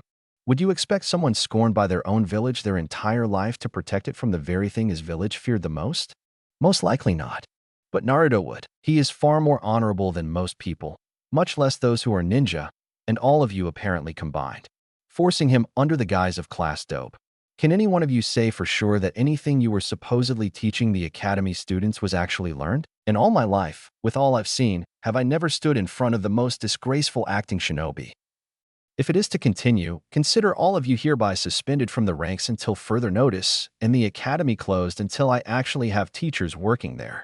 Dismissed. Drop your Chunin vest on my desk before you leave. Slowly, 2 by 3, the teaching Chunin unzipped their vests and piled them on the Hokage's desk, all showing faces of fear, remorse, regret, guilt in nearly every way as they bowed and left.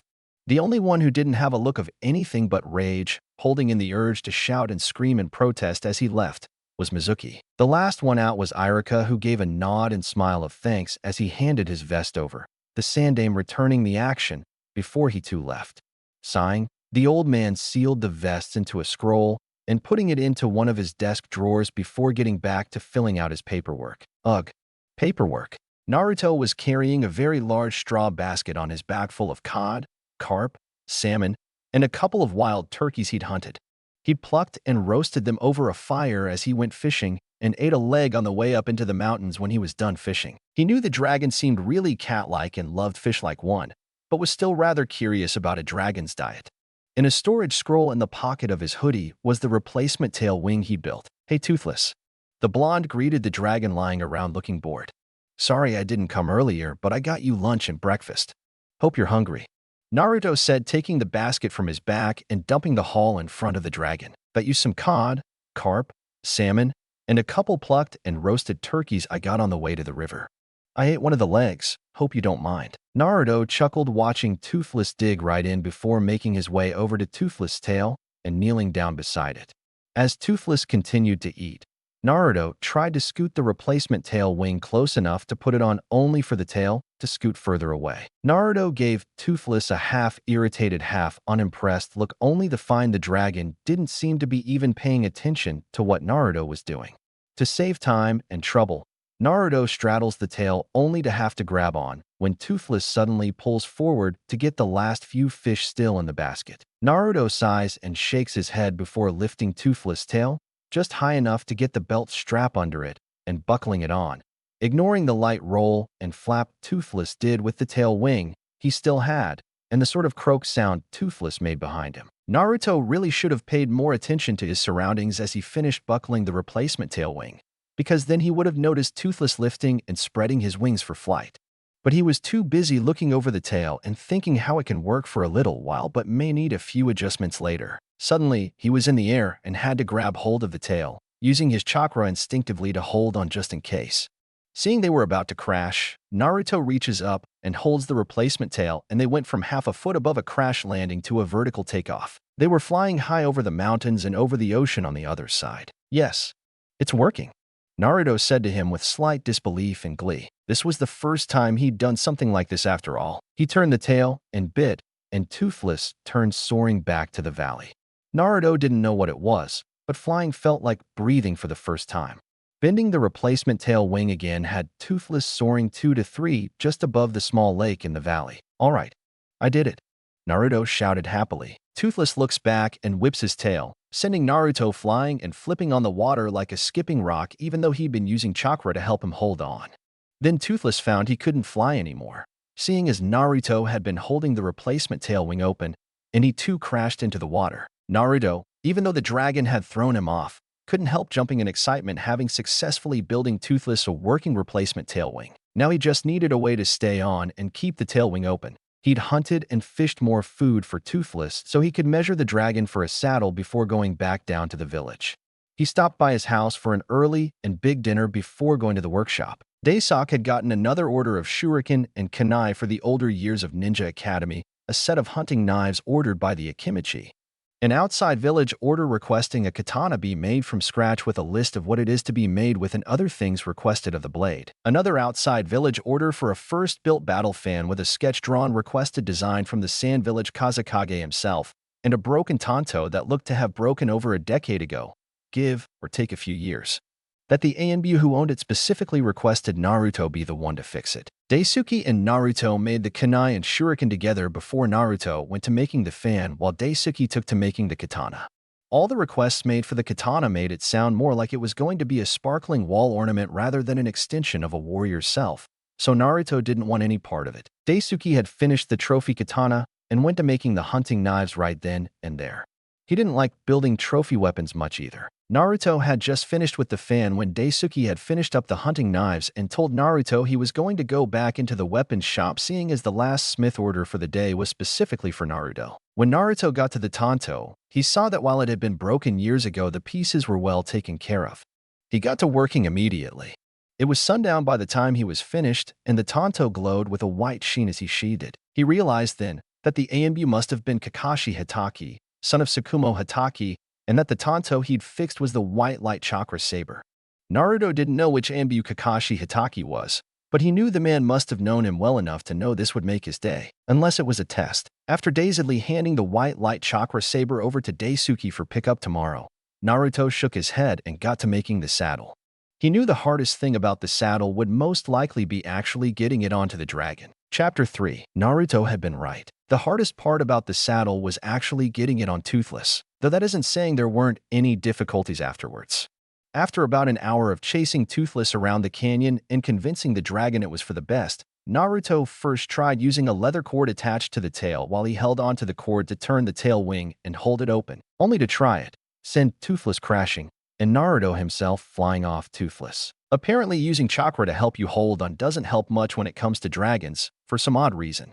Naruto figured he probably should have remembered that from when he first took an accidental ride on Toothless' tail. Naruto had gone back to the workshop during the night with the saddle and made a thick and wide waist belt with a cord on either side, each with a metal ring at the end to put on the hooks he'd put on the saddle so he wouldn't fall off next time. The morning after, Naruto hurried to the canyon, put the saddle back on Toothless, tied the cord attached to the tail wing to his ankle this time, and got to flying. while there was still difficulty having to concentrate on the direction they were flying in and keeping one leg in the saddle while the other was used to try and fail to turn the tail accordingly, Naruto and Toothless were at least able to fly up and out of the canyon, only to crash into a tall field of light and brightly colored yellowish-green grass that Toothless seemed to love rolling around in. Naruto couldn't help watching with a raised eyebrow and a light smile. The grass was like catnip for dragons, dragon nip. Naruto took a couple handfuls and sealed it away into a scroll to bring back home and study later. After about a half hour of letting Toothless roll around happily in the dragon nip, Naruto took him away from the field the plant flourished in and back to the canyon before the blonde went back to the village. He went straight home and got to studying the dragon nip. After burning one leaf, he found dragon nip can numb up 3 of the 5 physical senses: touch, taste, smell, and it made you feel slightly disoriented, tired, and or dizzy. He took another 2 leaves and crushed them into a near-solvent lotion or ointment that numbs the skin and feeling of touch instantly. Naruto could only imagine what burning dragon nip and the ointment he'd made could do to a dragon with their much more advanced senses. But then again, dragons love the stuff. Maybe the Inuzuka clan. Okay, he'd probably have some fun with Kiba. Gathering up his things and tools, Naruto got ready to leave for work in the workshop. He was just about to leave for the workshop when he found Daisuke at his door. "Oh, Naruto, I was just about to knock." Daisuke said, "I was just about to leave for the workshop." Naruto said confusedly, "What's up?" "Well, for one thing, I'm here to deliver your earnings for this week, aside from the upfront payment from that customer you sold your battle hammer to," Daisuke said, hanging over a sealed scroll. "For another, as my apprentice, you know there are some orders I am to give you where there are no questions asked, right?" "Yeah," Naruto said, still confused. "Good. This is an order from master to apprentice. I want you to take today and tomorrow off from shop work, Naruto, for a break." Daisuke said, "I know you love working in the shop, Naruto, but really, take this time off. You may need it. You can stop by if it's pleasure work, but I will only let it be for one project, no more." Wanting to argue, but knowing he couldn't, Naruto sighed. "Okay. There are some things I should get to work on. Don't just work, Naruto. Have some fun. That's the point." Daisuke said, "I know." Naruto said with a shrug and not okay before Daisuke left with a sigh. "Oh," Daisuke said, turning his head to look at Naruto over his shoulder. "I also thought I should let you know. The Hokage closed down the academy until further notice, and no one's really sure when it will open for classes again." "Okay. Thanks for letting me know, Daisuke. Goodbye, Naruto." So Naruto went back to the canyon to Toothless and figured he shouldn't be the only one with a break. Taking the saddle off, he started petting the uncovered scales on the black dragon's back. Petting turned to scratching, and Toothless couldn't get enough of it. Naruto got to scratching around Toothless' neck and accidentally got a point just under the back of Toothless' jaw that made the dragon fall stomach to the ground, sleeping happily with his tongue hanging out. Naruto could only blink in surprise before smiling and thinking of pressure points. He knew he couldn't rely on Academy Taijutsu forever, and while he developed a sort of unpredictable street-fighting Taijutsu style, he couldn't really rely on that either since it was a movement or two short of brawling. He remembered finding a chapter or 2 on pressure points when he was reading up on medical seals. After hanging out with Toothless for another 2 hours, after waiting half an hour for the dragon to wake up on his own, Naruto went back to the village and snuck into the village library, checking medical books, medicine, and civilian medic alike, on muscles, tendons, and pressure points. He went back home, taking Toothless' saddle and replacement tail wing with him. The greenhouse he'd turned the roof into wasn't the only reconstruction he'd given the building. The whole apartment complex had 5 floors, excluding the basement and roof-turned greenhouse. Each floor had 4 large one-room apartments, half the one-room apartment being a bedroom/living room and the other half a kitchen/dining room, excluding the average-sized bathroom. While still unsure what to do with the other 4 floors and other 3 apartments on the first, Naruto had turned one of the very large basement areas into his own woodworking/mechanics workshop and library. This was where he'd built the bola launcher. There were 2 basement levels, and, before reconstructing, each level had 10 rooms for storage provided for the people that were supposed to live in the apartments. Naruto tore down all the walls separating the empty underground storage rooms, and while he had turned the upper basement level into his own private workshop/library, he turned the bottom level into his own private training room. After having read a few books on puppets and puppet master ninja techniques from Sand Village, soon after becoming Daisuke's apprentice, Naruto, while not so interested into the art of a puppet master, was very interested in the mechanics required for puppet making and chakra strings. Naruto got to sketching and building a practice dummy, a dummy with chakra points, pressure points, tendons, and more. He already had a few wooden practice dummies set up down in the training room. He just needed to mechanize and fix one up for his idea. Half a day of work later, the dummy was finished, but he knew he couldn't test it yet until he'd worked his street fighting form into a taijutsu aiming for pressure points. Spending 6 hours alone working on his taijutsu form, he decided to take a break to eat and stretch. While he tends to forget to do so when working with his mechanics and at Daisuke's workshop, he knew he'd need the energy for physical workouts and practice. He went back to practicing for another few hours before going to bed. Waking up early, a couple hours before sunrise, Naruto went through his regular morning routine before sneaking into Daisuke's workshop. He hadn't forgotten how he still needed to make a few final tweaks on Toothless' tail wing. This time, he mixed the metal working with mechanisms and made 2 large rings for Toothless' shoulders attached to the saddle, 2 flexible metal bars connected from the tail to the saddle. Rings along the left bar for the leather cord controlling the action of the replacement tail wing to go through, connected to a foot pedal, and a leather strap connecting the 2 shoulder rings to each other across Toothless' chest. Finally finished with the new adjustments for the tail wing and just barely escaping Daisuke's sight, but still sure Daisuke must have seen him, Naruto went back home. At home, Naruto did several more morning exercises before having breakfast, reading up on some seals and pressure points, and then went back to the reshaping and forming of his taijutsu style. He practiced until midday before taking a shower, having lunch, and went back to Toothless Canyon. Toothless didn't give Naruto any trouble for putting on the saddle, tail wing, and shoulder rings. Of course, he was eating a very large haul of fish while Naruto put the newly adjusted tail wing and saddle on. But still, after waiting for Toothless to finish eating, Naruto took him out of the canyon and up to a grassy cliff with a broken tree trunk. The blonde tied a rope around the tree trunk and tied the other end to the leather strap connecting the shoulder rings of Toothless' saddle to each other across the dragon's chest. For the next few minutes as the wind picked up, he and Toothless hovered a couple feet off the ground with the wind blowing against Toothless' open wings so he could sketch and study the positions of the tail in flight. After just drawing the last position with Toothless' wings spread wide, an unexpectedly harsh wind blew and the rope holding them down snapped, sending the dragon and his trainer flying back and onto the ground. With a pained groan, Naruto raised himself to his knees only to be pulled up by the waist belt when Toothless rolled over from his back to his stomach. Naruto looks up to find that the left hook on the saddle was bent in, trapping the left ring on his waist belt cord. "Oh great," Naruto groans. "And I left my tools at the workshop this morning. I usually bring my tools everywhere with me. Should have known to never make exceptions. So how am I going to get us to my tools, through a ninja village, without anyone seeing a supposedly extinct creature?" The blonde asked his dragon. Said dragon just shrugs, making Naruto sigh. The sun was already beginning to set, so Naruto and Toothless only needed to wait a couple hours after nightfall.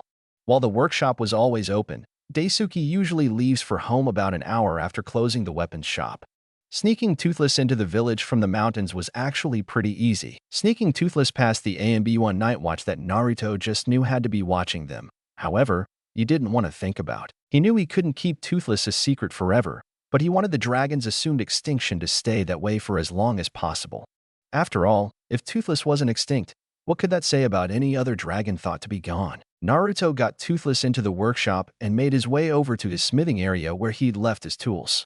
Toothless stuck his head in a bucket, looking for food, throwing it off to the side a moment later after finding the bucket was empty. Shushing Toothless and hurrying over to his tools, Naruto grabbed a thin crowbar and wedged it between the leather of the saddle and the bend hook. Seeing as he made the hook strong enough to hold his weight and more, he knew it would probably take some time using all his weight as leverage to unbend the hook. Putting all his weight on the other end of the thin crowbar didn't seem to be doing much good right now. "Naruto?" Daisuke's voice rang out. Naruto and Toothless stiffened. Naruto was frozen in the air, legs folded behind him, balancing his body on the end of a crowbar at his abdomen, said crowbar sort of making the blonde bounce in the air, attached to the saddle on his dragon. Said dragon had been frozen for a moment as well before its pupils narrowed into slits, as if waiting for something until Naruto gave the silent command to hide. The light of Daisuke's lantern bounced off the ground behind the doors and through the cracks. Naruto and Toothless only stood frozen for another moment before rushing in fluid motion as hushed as possible. Rushing out the back, still attached to Toothless' saddle by the waist belt, Naruto hurriedly grabbed his tools before jumping on Toothless' back and ran back to the mountains, leaping and gliding most of the way. He just made it out the door when Daisuke came in, lantern in hand, lighting up most of the dark workshop. His eyebrows scrunched together in confusion, about to turn and leave, thinking he must have only been hearing things. That is until he noticed Naruto's tools, which had been lying in their places at Naruto's station, were gone. Daisuke sighed and shook his head with a light smile, knowing Naruto must be working on a secret project. If only he knew. After getting back to the canyon and fixing the saddle's hook, Naruto found Toothless had fallen asleep. So he decided they could fly tomorrow and went home and went to his workshop for some taijutsu practice on the dummy he'd built with pressure points. He wasn't anywhere near mastering his idea, seeing as putting the moves together with the results he wanted were sloppy and his aim on the points he memorized were slightly off, but he was able to see the places where he went wrong easily. He'd get the hang of it soon. It was nearing midnight when he'd finally stopped to go up to his room, had some rice balls and instant ramen cups for dinner, took a shower, and went to bed. As soon as he woke up, after sleeping in for another couple of hours, and went through his morning routine, he went back down to his training room and got back to taijutsu training. His aim was still slightly off, but not as much as it had been last night. He needed to be fast for this taijutsu. Unlike his pressure-pointed dummy, his opponents would be moving and a lot harder to defend himself against. When he struck a pressure point in the upper arm, just like it would for a real person, the arm fell limp. He then struck another point in the side of the neck, and the whole body fell limp on the floor. He smiled breathlessly at the fallen practice dummy before wiping the sweat of his brow with the back of his hand and taking a few sips from his water bottle. After resetting up the dummy and its pressure points, he went back to practicing for another hour. Afterwards, Naruto jogged up to his room for a shower and breakfast before grabbing his tools and heading out to do some hunting and fishing for Toothless. Naruto currently found himself on Toothless' back, gliding over the waters about a mile away from the mountains. Today, they were finally going for a real test flight. Okay, bud, we're going to take this nice and slow. This is our first test run, a flight, Naruto said, giving Toothless a pat on the neck and scanning his sketch of the tail wing positions he'd taped to the saddle. Okay, position 3, no 4. Placing his heel down on the pedal to spread the tail wing, Naruto held on and leaned with Toothless for a slight curve in the air. Checking over the notches and saddle to make sure nothing was loose and looked over his shoulder at the tail wing, Naruto let out a shaky breath, nodding to himself. He couldn't help being excited and nervous at the same time.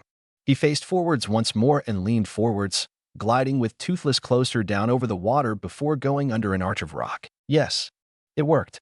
Naruto couldn't help but shout, not seeing Toothless giving a roll of his eyes. They tried to curve again, closer to a tall tower of rock, only to accidentally smack Toothless' torso into it. Sorry, Naruto shouted over the wind, before trying again in the other direction, only to smack Toothless into yet another tower of rock. That was my fault, Naruto said awkwardly. Toothless, in retaliation, whips his head up sideways to smack the side of Naruto's head with his longest right ear. Ow, Naruto saying, shaking his head of the sting.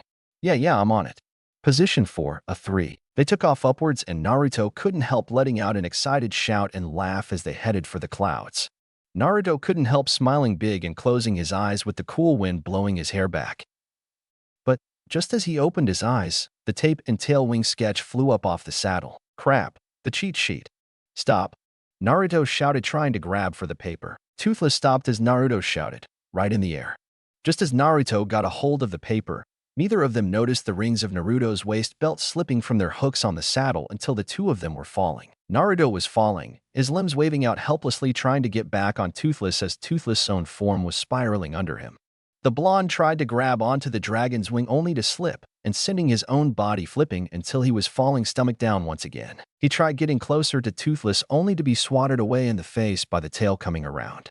Shaking off the pain, Naruto put the paper between his teeth and made a sort of swimming motion as Toothless angled himself just enough for Naruto to be able to inch forwards and grabbed onto the saddle. After seating himself and latching the hooks of his belt back onto their rings, they noticed just how close they were to nosediving into a heavily wooded mountainside. Naruto leaned back sharply, having Toothless spread his wing against the upwind, making the both of them have to squint to see properly over the thick fog and through the sharp wind blowing in their faces. Making sure he had a good enough hold on the saddle with one hand, Naruto quickly used the other to take the cheat sheet from his mouth to look at. But before he could get a good enough look, he saw that they were clearing through the fog and head straight for a forest of towering rocks with sharp turns and narrow spaces. Letting the cheat sheet fly over his head and grabbing hold of the saddle, Naruto leaned forward, his belly closer to the saddle. He moved his foot on the pedal, flying with Toothless, left, right, through the narrow pathways, then curving to fly in a sort of corkscrew move as to not hit anything, swerving and leaning as they soared though out the other side, clear of rock and fog. Gasping slightly for breath, realizing what they just did, Naruto threw his hands up in the air with a smile. Yeah. Toothless let his own excitement shout with a plasma blast of lighting ahead of them that burst into a fiery cloud. Naruto let his hands drop in exasperation seeing it. Come on. The hot orange cloud blew his hair back wildly and singed his clothes a bit, but there was no real damage. Naruto could only shake his head and smile as he couldn't really blame Toothless for being happy. This was Naruto's first time flying, but Toothless had just gotten the ability to fly back. They fished a large haul together before flying back to the mountains and landing on one of the rockier but more leveled areas to eat and rest a bit. Toothless laid down on his stomach with the pile of fish in front of him as Naruto slipped down from the saddle and sat down with his back up against Toothless' side. Naruto built a small fire for himself and put a fish on a stick to roast just when he heard Toothless gurgling. He looked over to see the dragon slip the head of the fish he, no doubt, just ate away from his own pile of fish and looked to Naruto and offer. No thanks. I'm good," Naruto said awkwardly with a wave of his fish on a stick. Toothless just shrugged and was about to get back to eating when they both heard something that sounded like a cross between a bird's caw and a frog croaking. Hearing Toothless hiss, Naruto looked at his scaly friend to see him looking up with narrowed eyes and curling his front legs around his pile of fish protectively. Looking up, Naruto's eyes couldn't help widening in surprise. More dragons. There really are more dragons. These ones, though, were quite small. Maybe just a little bigger than a fully grown cat or a seagull. There were 4 of them. An orange one, a red one, a blue one, and a green one. But they weren't just one solid color with a tint like Toothless. Their bellies, beneath their necks, and beneath their chins were this soft cream color. Their claws and the spikes along their backs to the ends of their tails were a darker shade of their own main color and a red/orange. And the scales surrounding the spikes were a light orange that also covered the top of their heads and nose. Their eyes were big, bugged out, and yellow with a black slit pupil. They had a tiny thorn-looking horn atop their noses, and the pair of dark brown horns on the back of their heads looked kinda crooked and gnarled. The 4 little dragons landed and crawled towards them. Or, more specifically, Toothless' pile of fish.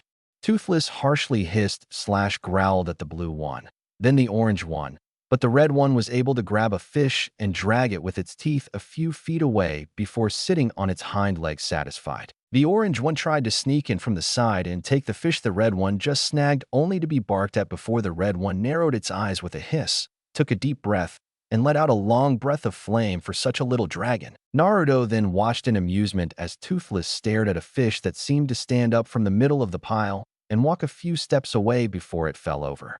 The little green dragon that had the fish by the tail fin crawled backwards out from under the fish pile and nearly got away until Toothless chomped onto the fish head. Toothless had a short one-sided game of tug-of-war with the little dragon before he gave a sharp yank, snapping the tail fin off, and the little dragon with it before swallowing the fish whole like usual. The little dragon, that had fallen back with the tail fin still in its mouth, rolled onto its feet, spit out the broken tail fin with angry narrowed eyes, and started scraping its front clawed feet against the stone like an angry bull ready to charge. Toothless just stared with half-lidded eyes, unimpressed, while Naruto couldn't help showing his growing amusement.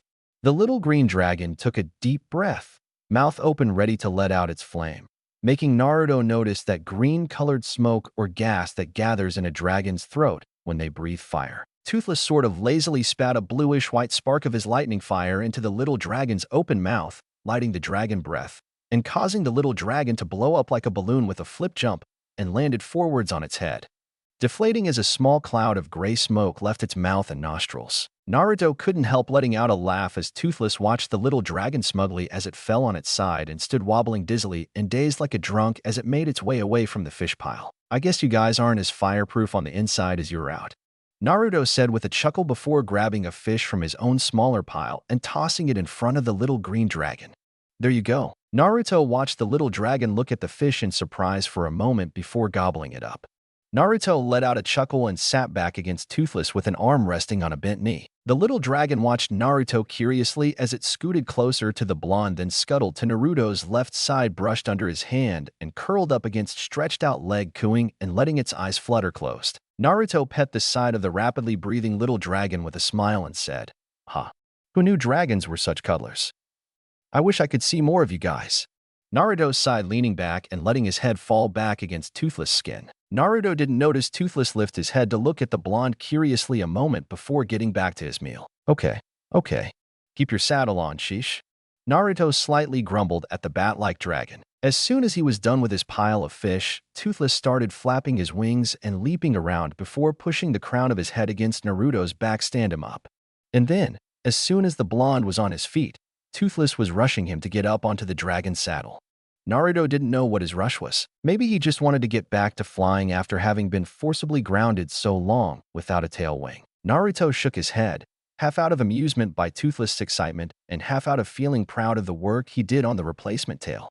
He hated being in the hospital for two reasons. The first being stuck in a room with people not only unwilling to help his injured form, but some even tried to get rid of him right then and there through medical means. Second, being unable to move around because those who were willing to help him strapped him to the bed so he couldn't leave until he was fully healed. He could only imagine that Toothless was feeling happier to be able to fly again than Naruto leaving the hospital. They'd been flying for hours and the sun had long since set. At first, Toothless just wanted to have some fun flying all over the place and do some ticks, but then he started flying off in one direction with a destination in mind. Though he was far from being an expert, Naruto knew enough about navigating with the stars to know they were miles away from Konoha. Okay, Toothless, seriously, where are you taking me? Naruto asked his dragon. I understand your need to fly, but I need to be getting back. Toothless gave a purr and a huff, telling Naruto to just be patient because they were almost there. Naruto could only sigh before looking back at the ocean's surface 60 feet below them. By Naruto's best guess, he'd been watching since they took flight. Naruto would see a few sea animals here and there, dolphins, whales, sharks, and the like, and couple random rock formations, but other than that, Naruto hadn't seen anything to give him any hint as to where they were going. He knew they didn't really have to worry about going into enemy territory, seeing as all of them were in different directions. So, really, Toothless was running the show right now. Good thing Naruto knew he could trust him. Naruto got to thinking about the map at home he didn't think he'd need and the one place a dragon had perfect means to get there. Land of Whirlpool, the Uzumaki clan's home village. Someday, even though he knew he wouldn't really find anything there but ruins, he wanted to see it. Something up ahead within the shadow of night suddenly caught his eye. Fog, a really thick cloud of fog that spread for miles. They'd flown right through it, having to duck, turn, and dodge these huge claw-like stone pillars within the fog from time to time.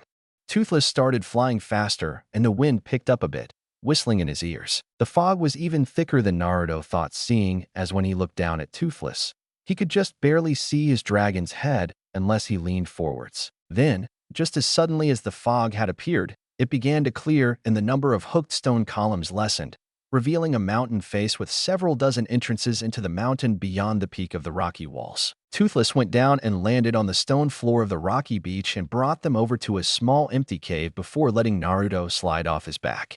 Naruto thought about looking around a bit, but knew there wouldn't be much point until sunrise. He turned to question Toothless, only to see his dragon go a few feet deeper into the cave and lie down to sleep. Naruto sighs and shakes his head. He didn't bother arguing, though, as he went to sit with his back against Toothless' side to sleep. Toothless would be too tired to fly them back to Konoha, and it wasn't like Naruto had any other means to get home. Naruto woke with a jolt, having been jostled awake by Toothless standing from his sleeping spot. Stretching and yawning, Naruto stood as well, looking out to the cave entrance to see the sun was completely up and shining brightly. The fog from last night had cleared as well. Naruto tiredly combed a hand through his hair when Toothless bumped his nose against the blonde's side and motioned for Naruto to get into the saddle. All right. Naruto muttered with another yawn as he climbed up onto the saddle. As soon as he was hooked on, Toothless took flight but didn't leave the island. Naruto rubbed his eyes tiredly as Toothless landed somewhere on the other side of the mountain face. Naruto took a tired, blinking look around the scenery and was about to yawn again when he did a double take in shock. His eyes widened and jaw slowly fell open as he slid off of Toothless' saddle to see if he wasn't just seeing things. Dragons, dozens of them, everywhere, all of them in many different colors, shapes, and sizes. Some even had more than one head. Toothless had trusted him enough to show him the dragon's nest. Naruto let out a huffed laugh before he gave a shout of glee and laughing in disbelief. Some of the more curious dragons examining him as he got closer to one of the smaller but bulkier-looking ones that had ears that looked like little bat wings atop its head. Naruto sat down before taking out his sketchbook and charcoal pencils. He looked up a couple times at the dragon as he was drawing it, barely noticing some baby dragons come over to look at what he was doing. Naruto hadn't known they were there until a chibi version of the dragon he was drawing clumsily climbed up to his head before falling into his lap. He sat still a moment as another baby dragon, this one a chibi of the two-headed dragons, latched onto his back and looked over each of his shoulders with each head. He noticed more baby dragons around and smiled as he went back to drawing. Good thing he had plenty of sketch paper because he was going to be busy. Chapter 4. Naruto had been sketching the dragons in one of his sketchbooks, and to a few of the dragons, he even gave a personal name to call them like he had Toothless. He named the bulkier dragon he first started to draw Meatluck. She was a chubby but bulky-looking rocky-spiked and brown-skinned dragon with smallish wings you'd never really think were able to carry her weight. Her head was round, and among all her pointy fangs were a pair of larger tusk-like fangs on her bottom jaw. She had a curved triangular nose that pointed upwards and yellow/orange eyes. She likes rolling around on her back to sleep, playing with the baby dragons, and eating rocks. He named the largest one he drew Hoofong. He was huge. Hoofong was a red and burnt orange color with black stripes, and his spine was covered with thin but flared spikes from the back of his head to the end of his long tail. Unlike Toothless and Meatluck, Hoofong only had 2 legs while he could fold up his large spiky wings and use them as another pair with talon fingers like Batwood. He had a long jawline with hook-like fangs that stuck out everywhere. He had large nostrils and a black horn atop his nose that curved back and 2 sets of horns atop his head. The smaller frontal horns curved out to the sides while the back horns were twice as long and went back. He has a habit of spitting up pools of lava and lighting his body on fire. One of the Spikio dragons, Naruto named Stormfly. She was a blue color with yellow on the inside of her wings, yellow rings around her needle/dart-like spike-covered tail, and there were reddish scales here and there on her knees, atop her wings, around her yellowish oval-shaped eyes, atop the crown of her head, and along her spinal column with a trail of spikes leading to her tail. Stormfly looked rather like a bird-shaped dragon. Like Hoofong, she only had 1 pair of legs, but, unlike Hoofong and like a bird, she didn't use her wings like an extra pair of legs. Her head was curved into a downwards point at the mouth, a bit like a parrot's beak, but with fangs. Atop her nose was a thick yellowish horn that curved back, while atop her head were multiple horns shaped into a spiky crown. Stormfly was fast, and when threatened she retaliates with a swish of her whip-like tail that sends spike darts at her attacker. The last dragon Naruto drew was a little difficult to name, seeing as 2 heads reacted to different things and had different abilities. Then, on a whim, he just named them Barf and Belch. Barf and Belch were lime-greenish with red spots, and instead of horns aligning the back of their spine and necks, they had these red flaps of skin. They had round, snapping, turtle-like heads with a curved back horn just above their nostrils between their large yellow eyes, and a pair of thinner, longer horns atop their heads that went straight at angle. They have 2 pairs of short legs and a triangular torso, with a long tail that splits in 2. Their wings are rather thin and wide. Barf can breathe out this green gas that leaves you lightheaded and stomach upset if you breathe it in. Belch coughs, or burps, up sparks that can make Barf's gas light on fire with an explosion. After it got to about midday, Naruto decided it was time to go back to Konoha. He knew there had to be something, no matter what little info, in Konoha's library about dragons. He wanted to compare what he found out to what the people back then knew. After getting back to Toothless Canyon, Naruto was about to rush off to Konoha's library only to realize it was still daytime. They would never let him in. He would have to wait for night to fall to sneak in like usual. With that, Naruto went to the shop. Work would get his mind off things. Hey Daisuke.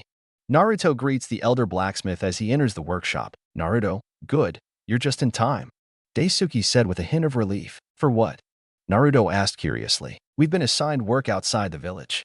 Daisuke said, going to the workshop. Naruto follows him and sees that some of Daisuke's tools are packed, and Daisuke hauls a sack of tools out. Naruto rushes to help and grabs another sack before following the old man to a cart and a carriage horse he hadn't noticed outside the shop when he got there. This doesn't seem like another outside works job we've gotten before, Daisuke. Naruto said a bit plainly, looking for explanation. Daisuke didn't disappoint. That's because it isn't. Daisuke said with a grunt as he tossed the tool sack into the cart before turning to Naruto and taking the tools Naruto was carrying to toss in as well. There was a request sent to the Hokage from an outside village being attacked by a gang of bandits nearly every night or 2 for the past 2 to 3 weeks. Benkei village doesn't normally ask for outside help because of the warrior monks that live there. They mainly requested help in fixing things and reconstruction, but the Hokage insisted on sending at least 2 or 3 ANBU who were leaving ahead of time. Now, while the three of us go in the morning with a small number of reconstruction workers. Okay. Wait. The three of us? You don't mean Dash. Yes. Tenten is coming too. Daisuke said, going back to the shed to pack with Naruto right behind him. Ugh. Seriously? She hates me. Naruto said, throwing his arms up in exasperation. Tenten doesn't hate you. She's just stubborn and bitter when she's proven wrong, which I've done. So have I. Daisuke said, amused. That's different. Naruto argued. You're her grandfather. She learns from you and your years of experience. I go to school with her, and I'm a year below her. She doesn't seem to understand that age makes no difference when it comes to living and surviving, especially when you're a ninja. While Tenten's far from being spoiled like Sasuke, she seems to think that being a ninja is the only job of any importance at all. She wants to be a weapons mistress, and while that in itself will take hard work, I'll admit, she doesn't realize how hard we work on making the weapons she wants to master. That, and she's going to have to learn about more than just weapons and basic ninja lessons to get anywhere in life as a ninja or otherwise. And by going on this assignment with us, she may just learn that ninjas aren't the only fighters out there and aren't the only people needed. Daisuke countered as he picked up the last sack of tools. Now go home, pack, and rest up. I don't know how long we're going to be gone, but we leave first thing sunrise. Benkei Village is 3 days carriage travel alone. Naruto sighed and left. He paused midway in the direction of his apartment building before rushing to Hokage Mountain and Toothless Canyon. If he didn't know how long he'd be gone, he didn't want to leave Toothless trapped in the canyon where he'd starve and die. He hunts a couple boars and gathers a large haul of fish on the way to the canyon and seals the food into scrolls. When he reaches his Dragon's Canyon, Naruto's glad that Toothless is hiding because he realizes he's been followed when he hears a sort of scuffle of dirt and rocks of someone entering the canyon behind him. He knew it wasn't Toothless because Toothless is already somewhere in the canyon. He didn't need to enter it. He'd been so focused on getting to Toothless Canyon, he'd let his guard down. When you're looking to be a ninja, letting your guard down is always a mistake. He doesn't hesitate to throw several kunai as a warning, and as soon as his unwanted shadow came out of hiding, Naruto tackled them to the ground and put kunai to their throat. It was Tenten. What are you doing here? Naruto demanded as he stood. Tenten stood as well with a scowl. None of your dash. Don't you dare say it's none of my business just because I caught you following me. Naruto shouted at her angrily, making her jolt back in surprise. What I do is none of your business unless I want you to know. Go home, Tenten. I've got work to do. So do I. Tenten shouted stubbornly. I'm going on that assignment with you and Grandpa too. So she'd been following him since he left the shop. And he didn't notice until he'd reached his destination. Damn it. I know. Naruto said, crossing his arms in irritation. But I have a few errands to run before I go pack and rest up to leave tomorrow. What does you following me have anything to do with the assignment? Tenten looked ready to defend herself, but there was nothing she could say in argument. Groel, Naruto, and Tenten both stiffened at the sound, but for different reasons. Tenten was afraid of what had made the sound in Naruto because Tenten was there to hear it in the first place. Shit. Naruto cursed under his breath just as he turned to see Toothless leap out of his hiding place. Get down. Tenten shouted, tackling him to the ground from behind. Seeing this and thinking it was an attack on his human, Toothless charges over to save Naruto. Run, run. Tenten shouted at the blonde as she stood and unsealed her favorite Naginata and ready to strike. No. Naruto said, tackling her back and tossing her Naginata to the side before standing in front of Toothless with his arms out at the charging dragon. Toothless, stop. Toothless reared back to stop on his hind legs with his wings still open in a threatening manner. Eyes still narrowed. Tenten could only watch, sitting there on the ground, both in terror and in awe. Easy, bud. Naruto said more calmly, getting his dragon to calm down enough to get back down on all fours and close his wings less threateningly but still open. It's okay. I may not want her here, but she's not an enemy. Toothless let out a grumbled purr in response without taking his angry eyes off Tenten. Naruto turned back to the girl while placing his hands Toothless' head to keep his dragon from attacking. You just scared him is all. I scared him. Tenten shouted in confusion and anger as she stood, only to take a step back in fear when Toothless hissed at her. He thought you were attacking me when you tackled me. Naruto said in Toothless' defense. Who, what is him?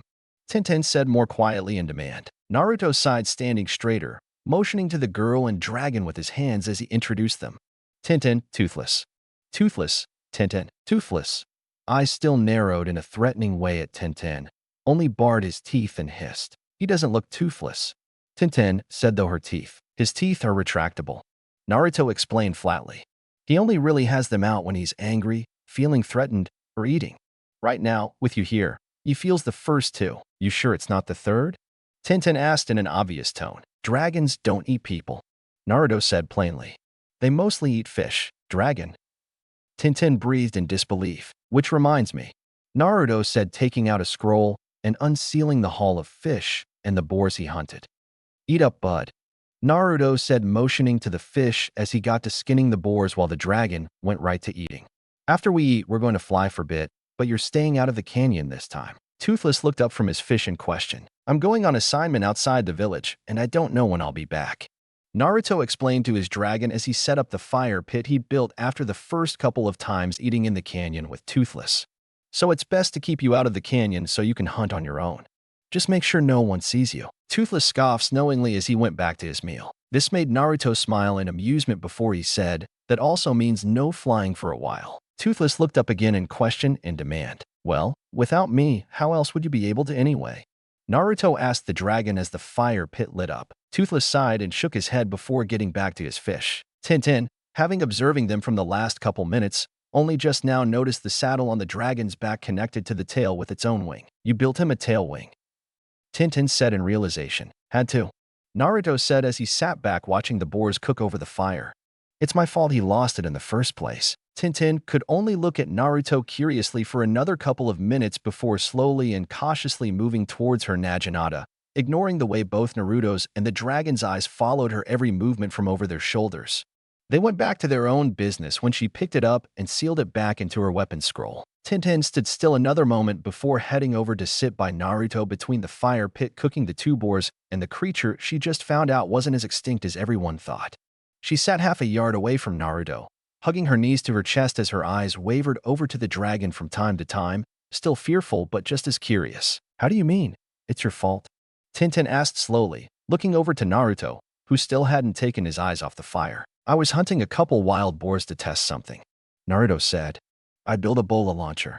It's sort of a cross between a crossbow and a catapult that launches a 6-stone extra long roped bola at any target within 30 feet, if not a little further, with just a twitch of a finger on a hair trigger. I made sure I was up here in the mountains because I didn't want to accidentally capture any training ninja or civilian on a walk.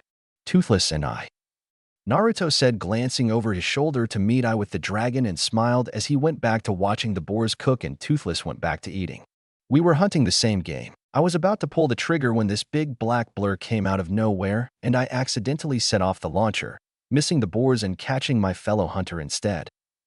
The strike of the bola tore off his tail wing, and he was trapped in this canyon because of me. I was curious about him, so I stuck around. He tolerated me because I gave him food. We formed a sort of bond, and during the time it took for me to build and improve the replacement tail wing, we became friends. Are there any more of him? Tintin asked carefully. Who knows?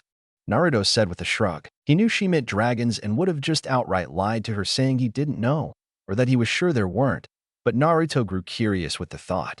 Were there other dragons like Toothless? He didn't find any on that island.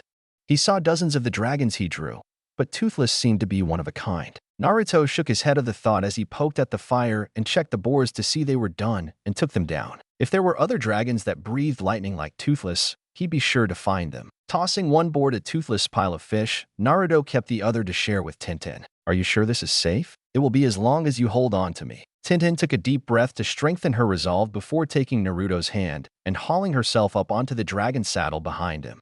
She gingerly put her hands on Naruto's sides only to wind her arms around his torso in panic when they took flight straight up out of the canyon, out of the mountains, and over the sea. Toothless wanted some fun doing tricks but still toned them down a bit for Tintin.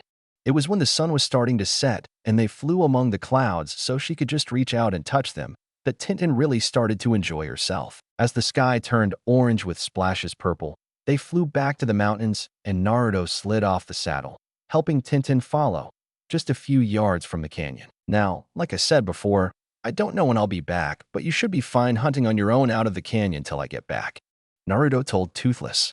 You want me to leave the saddle on or take it off? Toothless shook his head and bumped his nose against the blonde's chest, telling him to go and rest. All right, I'll see you when I get back, Naruto promised with a smile, giving Toothless a couple pats on the head. Tintin just watched the exchange curiously as she followed Naruto back to the village. She still didn't know how he managed to walk up the mountain face as if it were the ground. Naruto found he had to carry her, because it was faster than following the trails. Tintin absolutely refused to blush being carried bridal style down the mountain by the blonde. "How are you doing this anyway?" Tintin asked. "Is this some sort of clan ability?" "What? Walking on the side of the mountain?" "No," Naruto said with a little laugh. "This is just a chakra training technique you'd learn after graduating." "Then why do you know it?" Tintin asked, confused. "Because I make ninja weapons," Naruto said a bit flatly. "Some weapons need to have chakra focused into the metal as it's cooling, so it can be used with some jutsu, and others can be rather special. I'd need to have near-perfect chakra control to be able to use such a weapon, much less make one." "So my grandfather taught you?" Tintin asked. "Not just him. Why are you so interested in me all of a sudden?" Naruto asked as they reached the bottom of the mountain and put Tintin back on her feet. "You still haven't told me why you followed me either. I was actually going to challenge you to another spar after I heard you and grandfather talking about me." Tintin said a bit embarrassed. "I wanted to prove our Tonto spar was a fluke. When you went running towards the Hokage monument instead of following my grandfather's orders to go home, I grew curious. You always listen to Grandpa." Naruto stared at her for a moment with an eyebrow raised before shrugging to himself and shaking his head as he left for home. Tintin was quick to follow before they went in separate directions at the end of the street. What neither of them knew was that a certain thought-to-be-extinct creature with a replacement tail wing had followed them to the village but stayed within the trees and shadows where no one would see him now or come sunrise. Once Naruto got home, he packed his tools, some books, extra clothes, notebooks, a couple of his sketchbooks, and basic travel items into sealing scrolls before putting them into his tool bag. He remembered he still needed to sneak into the library to find whatever info he could on dragons. So as soon as the sun was down and the librarian locked up and left, Naruto snuck in through the roof window like he usually did. He started with the myths and legends section because while dragons were thought to be extinct and were real at one point in time, most legends were born from truth. He found several books on dragons in the fiction section. Done with that section, he went to the history shelves. He found just three books on dragons in the history section. He was going to read the books when he had the chance, but first he was just going to gather what he could and rest for the trip in the morning.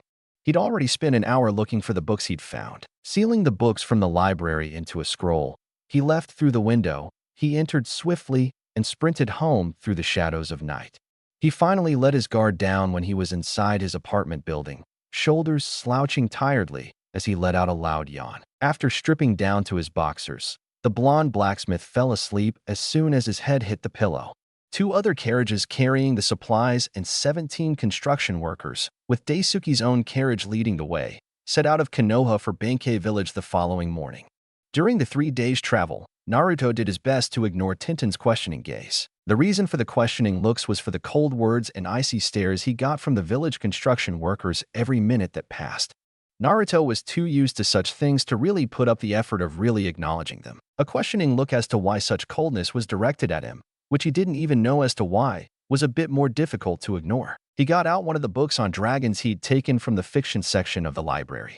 It was interesting to say the least, but not exactly what he was looking for. This book, as well as the few that followed in his reading, were truly just stories of ancient, magical, wise or sometimes mindless, beasts that could transform into humans, granted people power, were slayed for terrorizing villages and or kingdoms just for the heck of it, or taking princesses hostage or to be their bride until the princes came to save them. Entertaining? Yes. Useful? No. On the first night of rest from travel, Naruto stopped short of slicing one of the workers' head off with his sword for trying to steal his things while he was sleeping and tied him up before hanging him by the feet in a tree for Daisuke to deal with in the morning instead. The young blonde blacksmith thought he must have been hearing things or missing Toothless when a growl sounding through the trees distracted the man and woke Naruto. It was probably just the wolves. Some of the village workers tried to defend the thief and demanded Naruto be punished once they all woke up at sunrise. That is until Daisuke made a promise to inform the Hokage of someone attempting to steal from the blacksmith's apprentice who was still in the ninja academy and anyone who thought they were in the right of doing so. They grumbled a bit in private protest afterwards, but otherwise stopped arguing. The next day of travel, Tenen stopped giving Naruto questioning looks and started giving the village workers her own glare while sharpening all her weapons one by one, while Naruto spent the travel time practicing and memorizing pressure points and reading the last of the dragon books from the fiction section. These were of an old 4-part series. The books were so old, the only thing keeping them from falling apart were the wear-and-tear-resistant seals painted decades recent on the inside of the cover in the front and back. The series was crudely written and rather narcissistic, to say the least, but it did bring about a rather curious thought as to why dragons were thought to be extinct. The series spoke of a man, a Viking, who called himself Magnus the Dragon Slaying Magnificent, which was also the title of all 4 books, the only difference being the books numbered 1, 2, 3, and 4. The series went on in Magnus' point of view of how he slayed certain dragons he called natters, nightmares, zipplebacks, or something and more. What truly caught Naruto's interest and got him to continue reading were the crudely drawn charcoal pictures of the dragons Magnus gloated to have fought and defeated. These were the dragons that Naruto had sketched on Dragon Isle, among others he hadn't seen. If anything Magnus wrote of gave any hint, dragon slaying was something of a daily occurrence, job, and sport hundreds of years ago. It certainly explained a few things. Naruto finished reading through the agonizing narcissistic writing of Magnus the Dragon Slaying Magnificent and started reading one of the 3 books he got from the history section. This one was still old, but more recently written than the other 2. It was written by a ninja a little over half a century ago, and over a century later than when the dragons were proven to be extinct. The ninja, Hoten Misumaki, was an archaeologist by passion and ninja by career. He was curious about the creatures who'd supposedly long since died and wrote about some bones he'd found that no doubt belonged to what Magnus referred to as a skaldron. Hoten compared the skeleton to that of a colossus lizard-like fish with wings and 2 pairs of legs. Something must have happened for the creature to be stranded on land, unable to get back to where it lived in the water, and died just like a fish would out of water. On the second night of rest from travel, Naruto got to test his pressure point combat skill on another 2 of the workers when they thought stealing Tintin's weapon scrolls and blaming Naruto would be a better idea. Naruto was still a bit sloppy with the taijutsu he was developing, but he got the basics down enough to leave both men unable to walk for at least 24 hours. After all, any longer than that and without their arms, they'd be useless on this trip. Naruto thought he heard Toothless growl again waking him, but shook it off thinking it was the wolves again. When morning came and everyone found the men gagged and tied to a tree, Daisuke asked Naruto what happened this time while they ignored the demands of the other worker for Naruto to be punished yet again. Once Naruto explained he'd woken up to the image of the 2 taking Tintin scrolls from her person and trying to put them in Naruto's bag, Tintin went ballistic. Daisuke had to stop her from totally killing the 2 men after letting her beat them to a bloody pulp and then some. Needless to say, the village workers finally learned their lesson this time. They left Naruto alone, deciding to ignore him rather than act on their feelings, and shivered whenever Tintin looked in their direction during the last day of travel. Naruto read the other 2 history section books on dragons up until they reached Benkei village's borders. These ones were even older than Magnus, though not by much, probably by about a decade or 2. The first was a short and somewhat useless guide to slaying dragons. It explained that the first thing you'd want to do is go for the wings and her tail. A downed dragon is a dead one, the book said. Then it went on about cutting off the limbs and head for a trophy to show off your skill in dragon slaying. When all the talk of how-tos on killing ended, it started on how to go about attacking a dragon the Viking way. Holding a weapon high above your head and giving your loudest shout of "Wide or Archie," or something similar while sprinting towards a giant fire-breathing monster. Yeah, that's brilliant. The last book grabbed more of Naruto's interest. It actually had greatly detailed drawn pictures and names of dozens of different dragons and their abilities. The only thing that kind of threw Naruto off was how each and every page ended with how these dragons killed, and that how every single one of them were extremely dangerous and should be killed on sight. Naruto searched the book, memorizing page after page of the few dragons he sketched himself and the many dragons he'd yet to discover. It was nearing the end of the book where he found the rarer and most dangerous of dragons, Screaming Death, a dragon hatched from a whispering death egg every 100 years.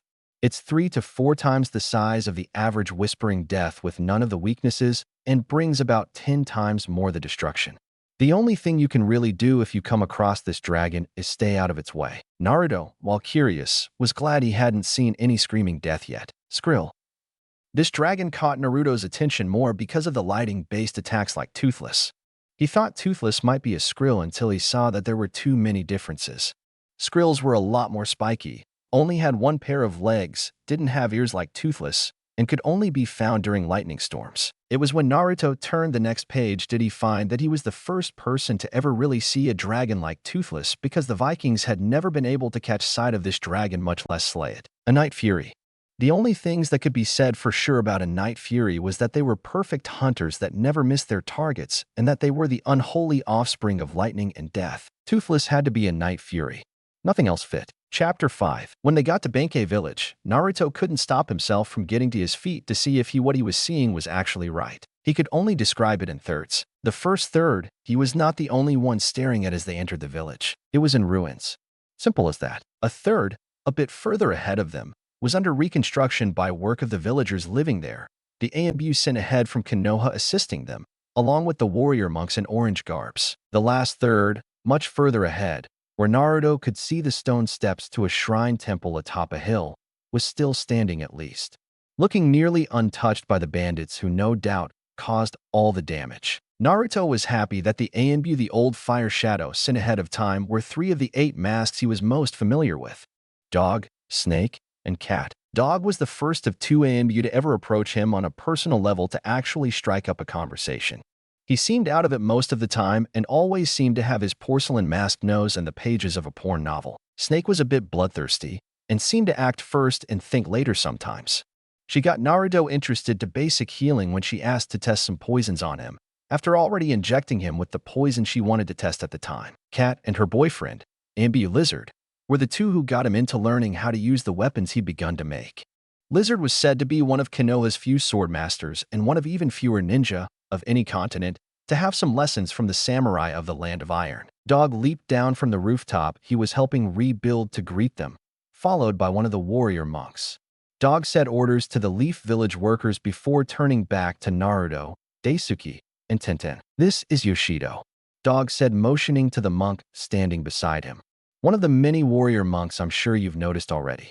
Yoshido, this is our village blacksmith Daisuke Yakido, his apprentice Naruto Uzumaki, and his granddaughter Tenten." Yoshido, like all the warrior monks, had his head completely shaved, wore this long-sleeve orange kikuji with matching full-cut pants, white cloth wrapped around his shins, tied with thin black ropes, white socks, and flat black shoes. He only looked a few years older than Naruto and Tenten. Yoshido bowed in greeting. "We thank you for your assistance. One of Benkei's 6 blacksmiths was killed in the first attack this week and another fatally injured. The fatally injured died the next afternoon and a third was killed in the last attack just last night. We'll do all we can to help," Daisuke promised. "Can you show us where the workshop is?" "Of course.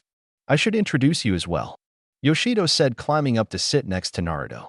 "Take this street and turn on the 4th left. I'll see you 3 later," Dog said, leaping back to where he'd been working as the blacksmith carriage pulled away. Turning to Naruto, Yoshido eyed the blonde a bit before turning to the elder blacksmith. "Mr. Yakido, he's awfully young to be a blacksmith. Is there anyone else you could have brought? And what of your granddaughter?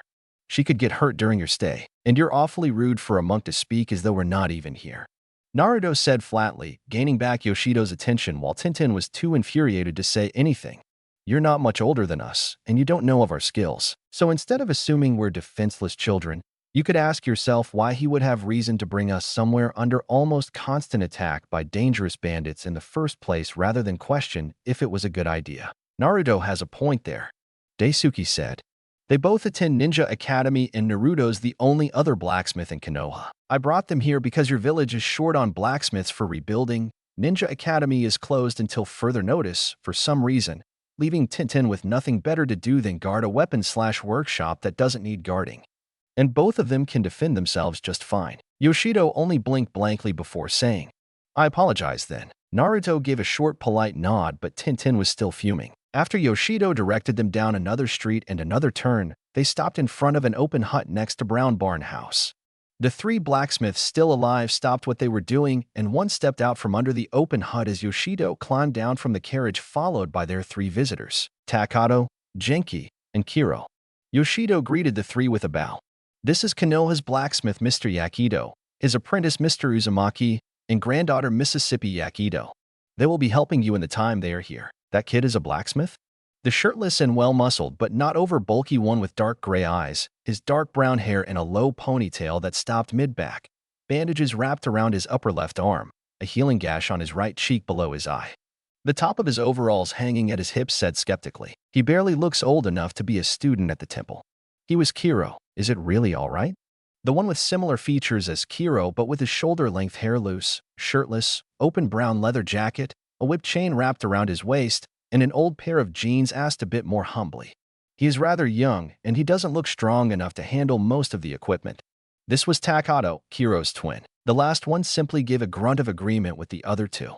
He was older, looking to be in his late 40s while the other two in their late 20s. He had slightly spiky short black hair, narrow black eyes that looked closed most of the time, a diagonal from left to right scar on the front of his chin, for a clock shadow, tan skin, a white cloth tied around his brow to keep his hair out of his eyes, shirtless. Overalls up, brown leather wrist guards, and eyebrows scrunched in a small frown. This was Genki. Instead of judging me by age and appearance, maybe you should see what I can do first, Naruto said flatly. Or rather, you should take what you can get at a time like this. The three blacksmiths were still skeptical but otherwise agreed. With the heat beating down on them, even under the hut, Daisuke and Naruto went shirtless as well as they got to work. Needless to say, the three blacksmiths began to take Naruto seriously about midway through the day, especially when Tintin started throwing shuriken at him and catching them as he threw them back while working and not letting it distract him. As soon as Naruto was done with the hook swords that had seemed beyond repair in the beginning, he set them down and sighed with a hint of frustration. Tintin, is that really necessary? Naruto asked her, looking over to his left at her through his goggles where she sat twirling a kunai around her index finger lazily. I'm bored, she said, plainly tossing the kunai at him. Naruto caught the kunai and stabbed the point into the work table. Then why don't you help in rebuilding the village with the ambu? Instead of sitting around doing nothing of importance, you could actually help. Is this what you plan to do on missions when you graduate from Ninja Academy? Of course not, Tintin exclaimed furiously, sitting up to look at him. That could get me killed. Then get to work. He snapped, making her flinch back a bit in surprise. Even the other four blacksmiths jumped a bit. This village is constantly under attack, which means those bandits could show up at any time. You should be doing something useful and you need to be ready. Just because this is not a ninja assignment doesn't make it any less important. With that, Naruto turned back to the work table and went to work on a bent and broken 9-section whip. Tintin stared at his form for a bit, blinking before standing and going out to do as Naruto suggested, feeling a slight bit abashed. When Naruto is finished fixing the warrior monk weapons, he and Kiro loaded the weapons into a couple of large straw baskets to carry on their backs to the temple, while Genki and Takato leave the shop to aid the rest of the village in reconstruction. Kiro is surprised that Naruto has not complained about the trek up the stone steps to the temple. When asked why, Naruto merely replies, "What kind of blacksmith and ninja trainee would I be if I could not handle this?" Kiro snorts at this, though he couldn't hold back an impressed smile. The older blacksmith's smile widens when they reach the top of the steps and notices that Naruto can't help looking around and not just seeing the front of the shrine and parts of the temple. Hey, you're a visitor here. Why don't you take a look around? Kiro suggests. Naruto snaps out of his daze and looks to Kiro. You sure? He asked. Would they be okay with that? Sure. I got this, Kiro assures him. The monks here are warriors, but they welcome newcomers, though some with caution. I would too with what's been going on, Naruto said understandably. Yeah, Kiro said a bit more sadly before shaking his head clear of it. Go ahead. I'll call you when it's time to head back to the shop. I got to talk to some of the monks here to see if they need anything else fixed, but we're most likely done for the day to help with reconstruction. Okay, Naruto says, taking the basket of weapons he carried from his back and handing it over to Kiro. He has to admit, he is rather curious. Naruto explores the shrine and meditation gardens. The monks there took notice with the raising of an eyebrow or a glance here and there, but otherwise ignored him and let him be. Soon enough, the young blacksmith finds himself at the warrior monks' training grounds. They're a lot like the ninja training grounds back home actually, with just a few minor differences. Far off to the side of the training grounds ahead of him, beyond the group of monks practicing their Tai Chi Chuan, were a line of monks. Some as old as Old Man Hokage and some as young as himself, if not a little older. They all stood back from several targets with bows and arrows in hand. This is what really caught his eye. They were standing much further from their targets with their bows and arrows than Naruto had seen any shinobi with a kunai or shuriken. Naruto watched in awe as the line of monks took aim and let their arrows fly at different times. The concentration and focus they had was impressive enough. The fact that most, if not all, the arrows struck their targets dead center for the older and a couple of younger monks was even more so. The only arrows that did not hit the center of the targets or near enough were the monks in training, who obviously hadn't been at this as long as the other archers. Judging by how those particular monks' arrows just barely hit the target at all, and the older monks standing by to correct their stances proved they were novices. It was understandable. One of the older monks, looking around Hokage Gigi's age with a long gray beard and mustache, looked up at Naruto, having noticed the blonde watching in awe. Naruto went to leave. He wanted to watch some more, but the monks may not be as welcoming as Kiro led him to believe. The people from his home village hated him for no reason. Why wouldn't the monks? Naruto turned only to nearly bump into another one of the younger monks, this one looking to be a little older than Yoshido and instantly scowling at him. "Watch where you're going, outsider." He all but spat. "What are you even doing here?" "Yep, just like home," Naruto thought with an inward sigh. "Kurojiro." A strong scolding tone warned from behind Naruto. Naruto looked over his shoulder to see the elder monk who'd noticed him staring from the archery range. "Don't be so rude to guests in the village." The older monk lightly scolded before smiling at Naruto. "Hello, young one. Did you come here from Konoha?" "Yeah," Naruto said with a nod. "I'm a blacksmith and ninja in training." "Huh?" The young rude monk, Kurojiro, scoffed. "You didn't even notice my approach. You are no ninja." "I never said I was one. I said I was in training to be a ninja. I am first and foremost a blacksmith, and proudly so." Naruto corrected him. "And I don't sense things I don't view as a threat." Kurojiro fumes, ready to bark more insults at the blonde, but the older monk interrupts. "Ah, so you were Daisuke's apprentice. You know Daisuke?"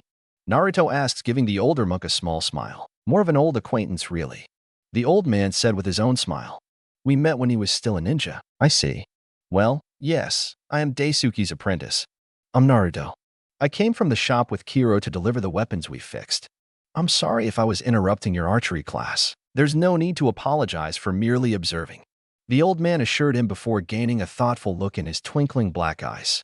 "Do you like archery?" "I've heard of it, but I've never really seen it been done before, seeing as this is the first time I've ever been outside my village," Naruto said honestly, slightly embarrassed. "I see. Would you like to try?" "Can I really?" Naruto asked in obvious excitement. "But Master Hataka," Kurojiro argued. "He is not a monk. He's training to be a ninja, a killer for hire. It is the art of Kyujitsu I am offering, not the way of the monk. How he uses such a gift is his choice to make, just as it is for anyone else. And you know very well we offer lessons of defense and more to the villagers whether they follow our ways or not." Kurojiro. "But he is not even of this village," Kurojiro argued further. "And our lessons are not limited to this land, just those who don't truly wish to learn them," Hataka said as he led Naruto to stand with the other archers. Naruto POV. I stand there as Hataka adjusts my arms to hold the bow correctly. I hold the bow and notch the arrow in hand. I try to imagine how similar this would be to throwing a kunai, but I can't, because I'm not throwing anything. I'm taking aim and letting an arrow fly to a target a kunai wouldn't reach. I then think about the bola launcher, since that's at least similar, and catching Toothless. I close my eyes, unintentionally, as I suddenly begin to think about flying. My fingers gripping the leather-covered handles of the saddle. My body leaning forward as Toothless, and I fly down to skim over the ocean surface and then leaning back as we head back up into the clouds, gliding through the air and soaring to impossible heights. The wind blowing through my hair. A breeze goes by, brushing my hair back, making the memory in my mind come to life as I feel the arrow's tail leave my fingers and open my eyes a second before its head hits the target. It doesn't hit dead center, but I didn't expect it to. I got the second outer ring of the 6 around the circle in the middle. I feel light, free from a cage I didn't know was there. My mind is open, but also focused on the arrow. It's amazing, Naruto. Hataka's voice brings me back to the archery range at the temple in Benkei village. Normal PV. Hataka and the other monks watch with interest while the children standing off to the side watch in confusion and curiosity of the boy who was not of their temple or village standing with a bow and arrow notched as his eyes closed. Hataka can't help the smile spreading on his face as he notices how quickly the shinobi in training stiff and alert posture relaxes. A gentle but swift wind blows through, blowing the boy's blonde spikes back from the goggles around his brow.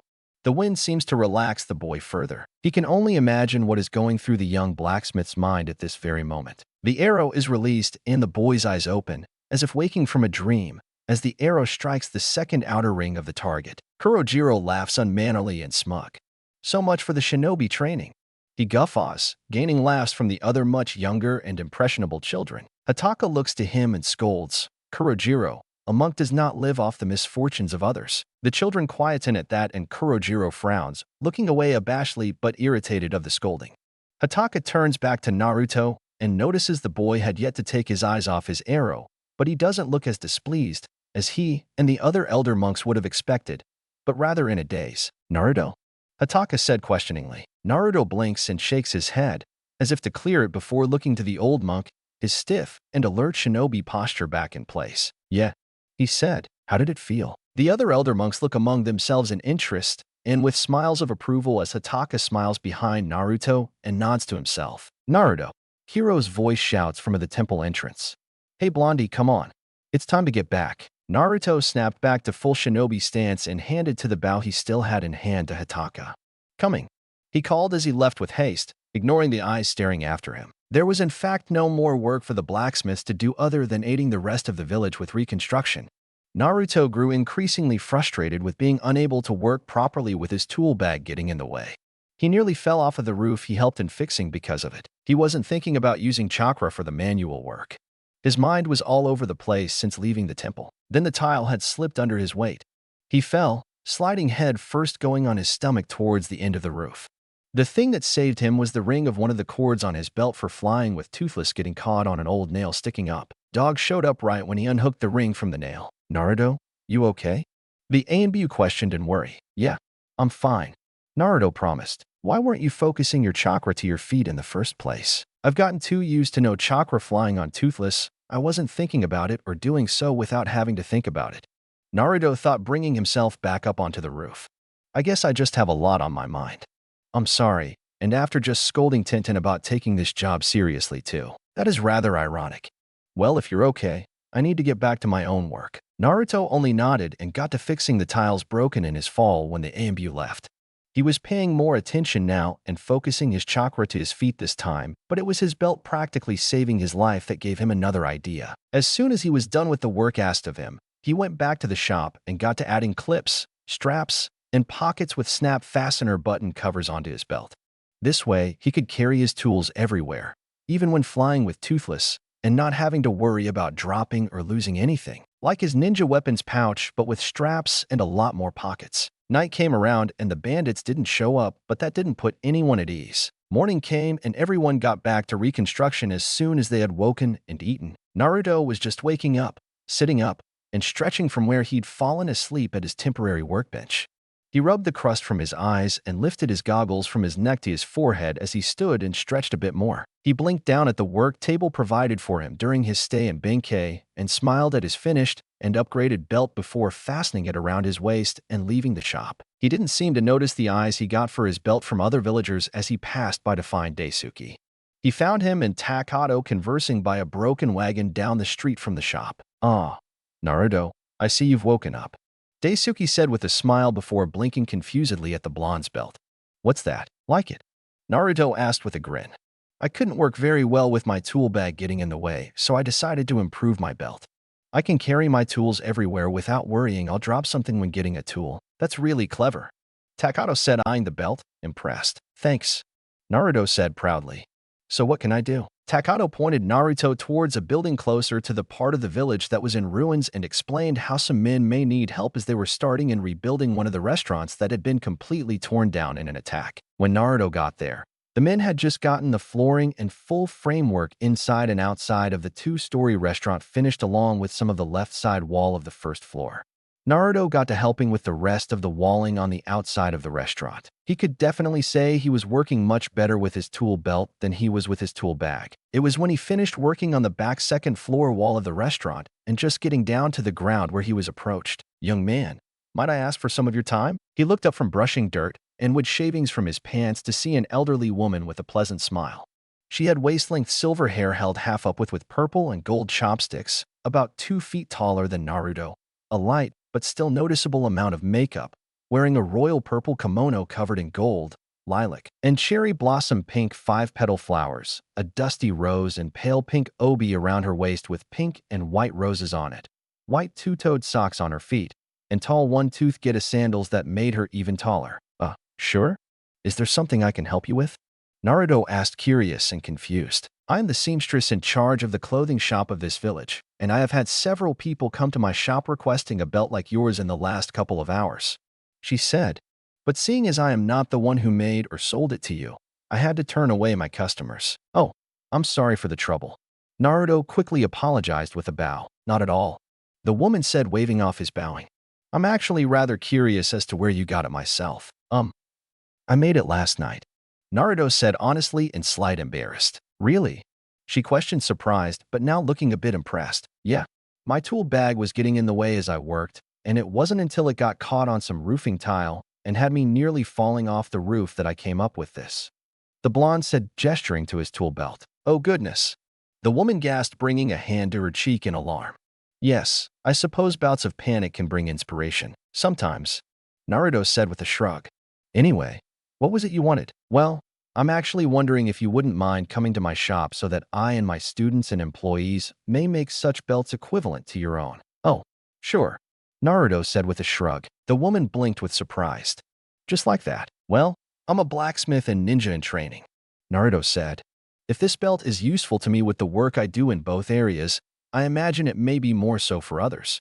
So why not? The woman blinked at the young blacksmith in surprise before it melted into another pleasant smile, this one a bit warmer than the last. You are quite humble for a boy your age. What is your name? Naruto. How ironic someone so pleasant be named after something so violent. You got that, huh? Naruto said with amused smile. Most people assume it's the kanji for fish cake rather than maelstrom. The woman giggled amusedly. Well, that is the more common use for it. My name is Akemi. If you would please follow me. Naruto did as requested and followed Akemi to a 3-story tall clothing store and sewing shop in the part of the village still standing. Bypassing the store on the first floor, Naruto was led to the crafting and sewing room of the second floor. There were see-through fabrics of sunset colors hanging from the ceiling and shelf upon shelf of the fabrics and such made on the top floor. There were just as many girls and women here as there were men and boys on at the temple. Girls. Akemi called to the women working on the second floor. This is Naruto. He is going to show us how he made his tool belt so that we can make our own. There were excited chatters and pleased mutterings among the girls on this floor. Some of the younger girls and women giggled and blushed looking at Naruto. Naruto flushed lightly when he heard the words cute and adorable, not used to such things being said about him. I want several of you to watch Naruto make a duplicate of his belt so that we make more ourselves. Akemi said loudly for all to hear. The young ones may observe but will be continuing with their own work. This gained multiple O's of disappointment and pouts from the younger seamstresses, making Naruto's light flush darken before he shook it off. Now gather some fabric and thread for Naruto and a sketch pad and pencils for yourselves as Naruto works. Amiki lightly ordered. Naruto shook his head again as the women scattered and Akemi showed him to a clear workstation with measuring tape, charcoal to mark measurements, 2 tailor's dummies, one for men and one for women, needles for sewing, needles for pinning, and 3 pairs of different sized scissors. Not that I'm not grateful for the setup, Akemi, but I'd rather do this with my own tools, if you don't mind. Naruto said sheepishly. Oh, that's perfectly fine. Akemi assured him as some cloths and assortments were laid out on the table. You do what you are comfortable with. Thank you. Okay. Naruto said, awkwardly looking over the cloth and thread. He immediately picked out a thin but durable cloth that appeared to be made of deerskin and leather thread. He cut off what he needed with a kunai like usual and marked the places that needed to be sewn, buttoned, or buckled, beginning to forget that he wasn't alone in the room. He just finished sewing the pockets in place and was about to attach cords like those that held his saddle rings when he was brought out of his zone. What are those cords and rings for? A woman asked. Is it for a certain purpose or just to add style? Oh, they're just the rings I attach to the hooks on the saddle on my dragon when we go flying. Yeah, I'm sure that'll blow over nicely with them. Naruto thought quickly for a reasonable excuse. I use ninja wire to climb walls when I don't want to overexert myself using chakra. Nice. The cords are strengthened with ninja wire through the inside of the belt, so it can hold my weight without snapping. The rings are for the ninja wire I use to climb to go through.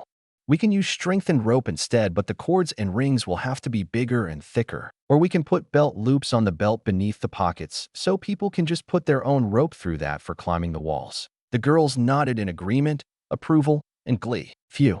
Naruto thought, getting back to work.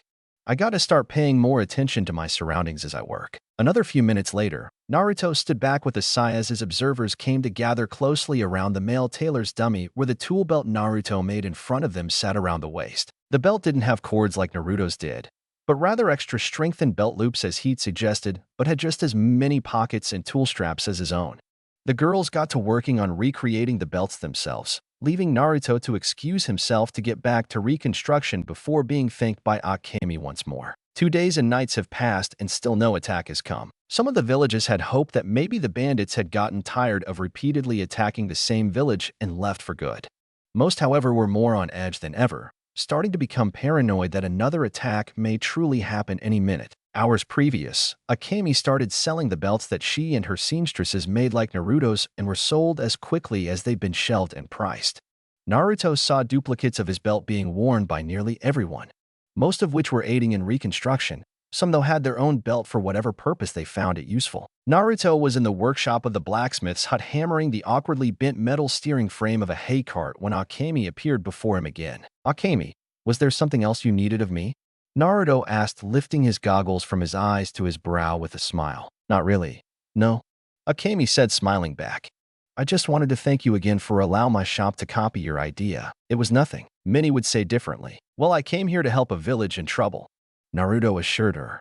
"If making a tool belt helps, it's really nothing." Akemi hummed, pleased, nodding to herself before reaching into the purple and pink floral purse that matched her kimono and took out a rather large wad of rolled-up paper cash notes and handing it to Naruto. "What's this for?" Naruto said, gaping at the cash placed in his hand. "It is your share of the belts we have sold thus far," Akemi said, holding back a giggle at his expression.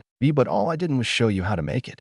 You, your employees, and students did all the work," Naruto said, looking up at her surprised. "But you created it," Akemi in a pleasant but still final tone. "So it is only right you have your piece of the affluence."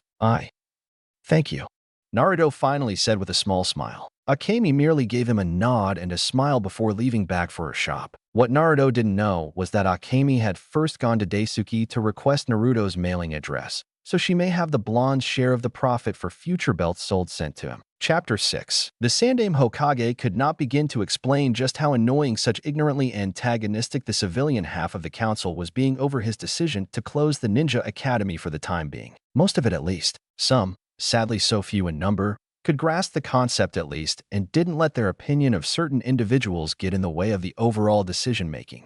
The rest, however, were not so wise. "Lord Hokage, please. This ridiculous," one of the civilian councilmen half-heartedly pleaded. "There was no need to close the ninja academy for such absurd reasons. The only thing I find ridiculous at the moment is that members of my council," the Sandaime said, gesturing to the civilian half-seated, "the people I trust to make fair and just decisions, be it by vote or otherwise, see nothing wrong with the academy instructors showing favoritism towards their students. Favoritism that may cost the lives of your own children in the long run for poorly made choices. Come off it, Hiruzen."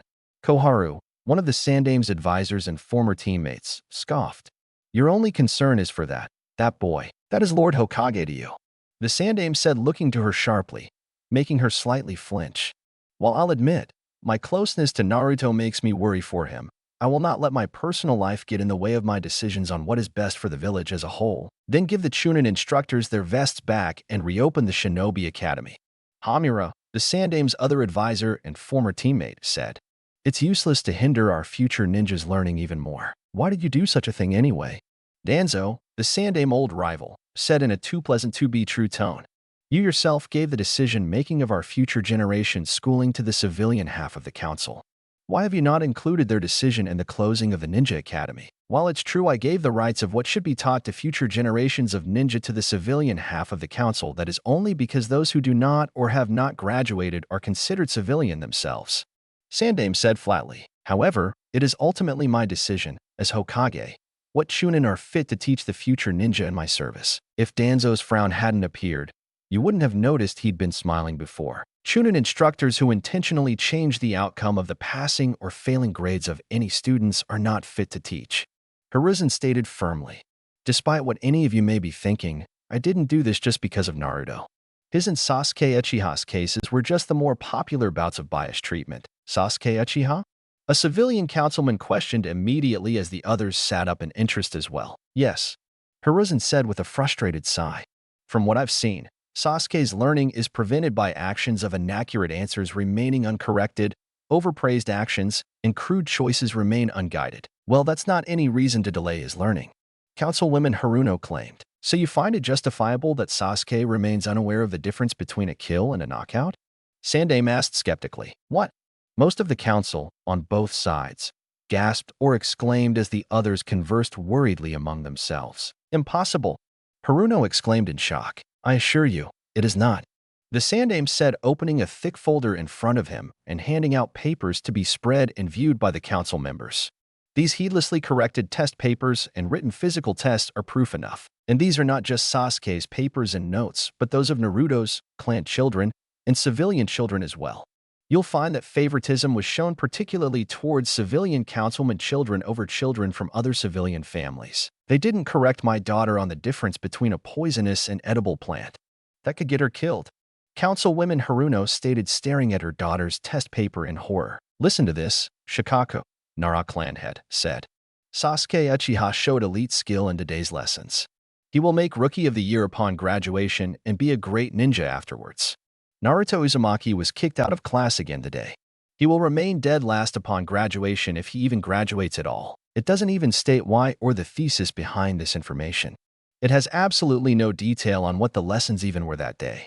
And how could this teacher possibly know what their skill will be like 2 years from now? You'll find that the only papers that are actually precise and detailed notes are the children from the Hyuga, Aburame, Akimichi, Inazuka, Nara, and Yamanaka clans and very few civilian family students.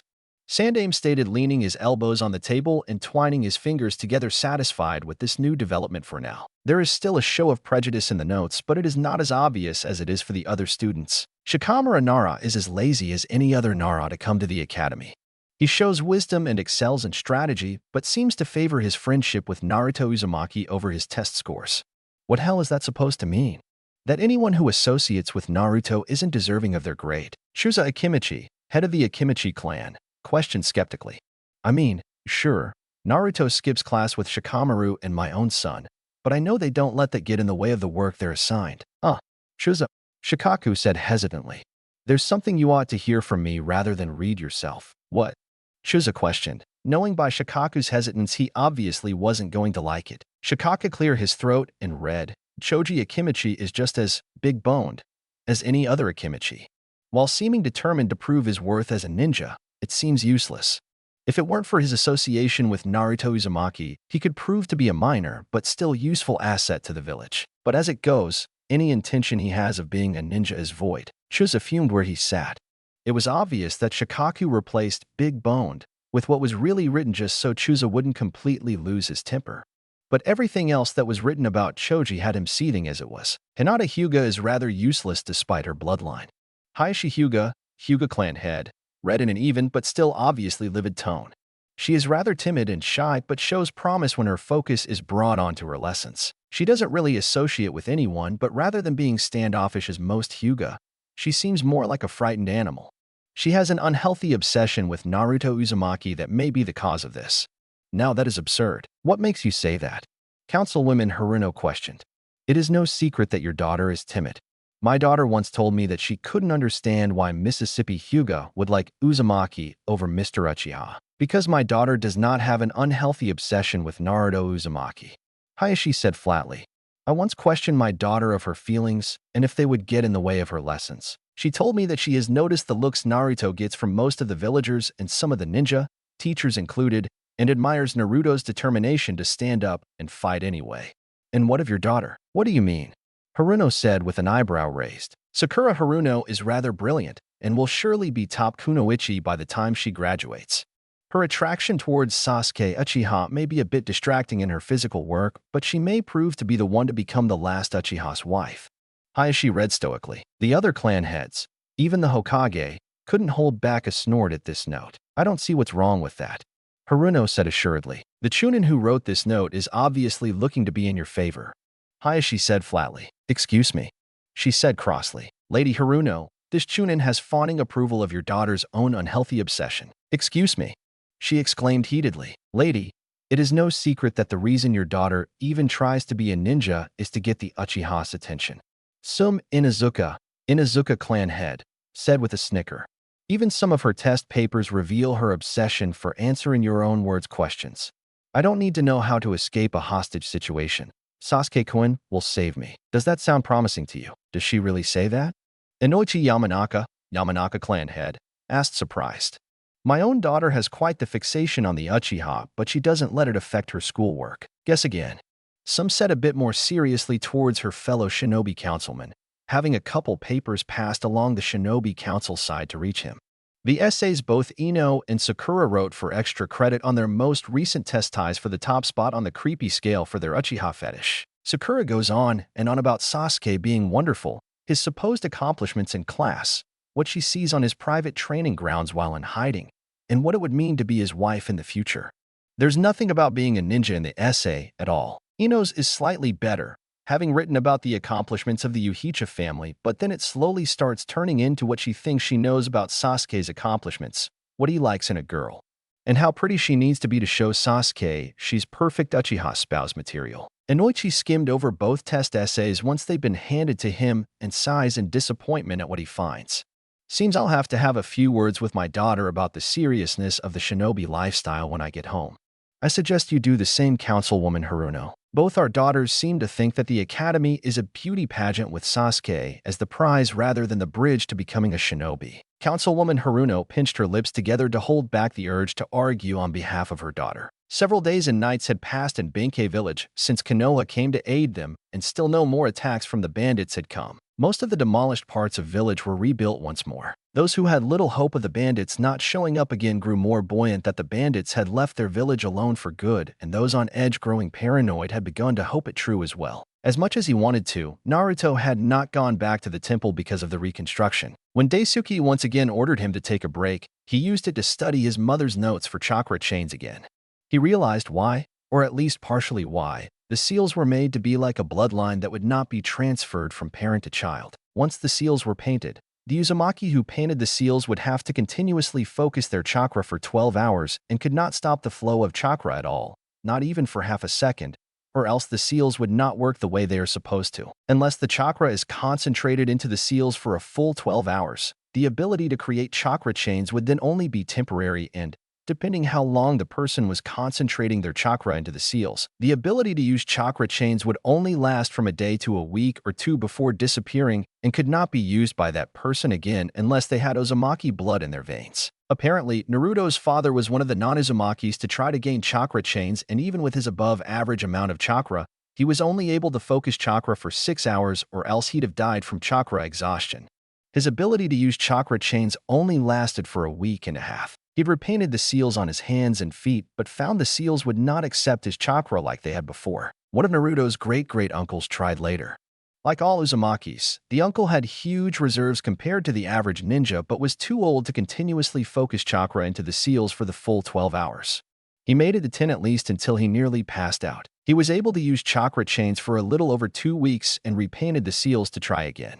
He only focused for 2 hours this time, and seeing as the seals still accepted his chakra, he found he was able to use them again, though still only temporary. Naruto wanted to paint the seals but decided against it for now, seeing as no one was really sure the bandits wouldn't be back, and he couldn't know what concentrating chakra into the seals for 12 hours straight would do to him. He didn't doubt that he'd be out of commission for some time afterwards, though. On the other days past, he used his breaks to eat and drink like the others. As soon as he was ready to get back to work, though, Tintin would drag him to an open field for training as her grandfather said she could start her own break. At first, she just wanted to spar again. Only this time she wanted to spar her katana versus the Dien sword he fixed but did not create. She still lost. Tintin supposed she could only be thankful Naruto was not the type to gloat most of the time. In the later days, though, she would drag him away for training, stating it was time he take ninja lessons seriously. At least, that's what she would say. In reality, she wanted to see how good he really was and just how much more the dobe year under her was skilled than her. Neither noticed Kat watching from the trees with a shake of her head in amusement during these training sessions, just as she didn't notice the other watcher looking on just as amused. As the second week of the Konoha residents' stay in Benkei came to an end with the setting sun, all hope the villagers gained in thinking the bandits had left for good had gone with it. Apparently, the reason the bandits had not come for a week was because they were recruiting more members to take over and destroy the village, and even the numbers with the more experienced warrior monks. Boom, crash, glass shattering. The sound of an explosion hitting a, thankfully, empty house seemed to be the signal to start chaos. Naruto shot up from where he sat fixing some door hinges in the forge when it began. Takato unwound his chain whip from his waist. Kiro brought out a pair of Ame piercers from where they'd been hidden in the back of his overalls. and Janky seemingly opened his narrowed eyes, bringing out a bow staff from seemingly out of nowhere. All three left their workstations and ran out to defend their village with the warrior monks. Naruto, find Tintin, and make sure to get the other villagers to the safe houses at the temple, Daisuke ordered. Right, Naruto said, running out as ordered. He just barely avoided being part of an explosion leaving the shop. Refusing to look over his shoulder at the damage, Naruto sprinted down the street in the direction of the temple, stopping from time to time to help some villagers fleeing from their homes. Is this how bad it was before? Naruto asked a villager over the chaos. No, the man said, angered but fearful. They have more members to their group, and there weren't as many bombs as there are now. Art as a bang. Naruto only had time to duck with the villager when another bomb was thrown, destroying the house they'd just left. Go and get your family to cover, Naruto ordered as he ran through the village. He'd only gotten to the end of the street when he was stopped by Dog. Naruto, you have to take cover with the villagers, the Umbu shouted over another explosion. I can't. I have to find Tintin, Naruto shouted back as they leaped behind a brick building for cover. She's already with them. Get as many villagers to follow you along the way. Some of these bandits are missing Nin. Now get to the temple. Hurry. Naruto nodded, and they both sprinted in different directions.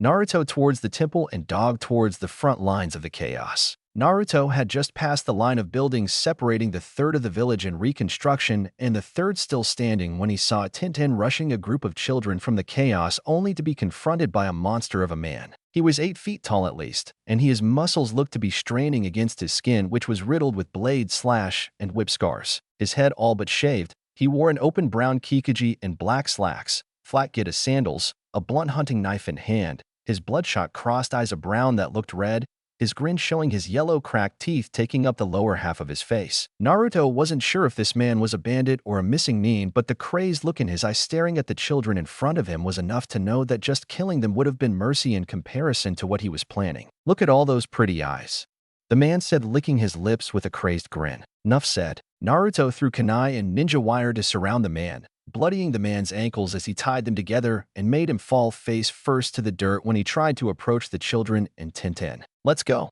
Naruto shouted, running past the downed man and rushing Tintin and the children up the steps. Another explosion hits one of the huts near Akemi's shop as they hurry the younger children up the stone steps to the temple and shrine. They had nearly reached the top when Kurojiro leaped down from the top of the stairs and landed in front of the group with a scowl. What do you think you're doing, outsider? He all but demanded. Not now, Naruto said, trying to push past him, only for Kurojiro to grab his arm. No, I demand to know what it is you think you are doing. Bringing the children to safety at the temple, okay? Now let go. No. No one is allowed on the temple grounds during an attack. Are you kidding? Naruto exclaimed in disbelief and rage.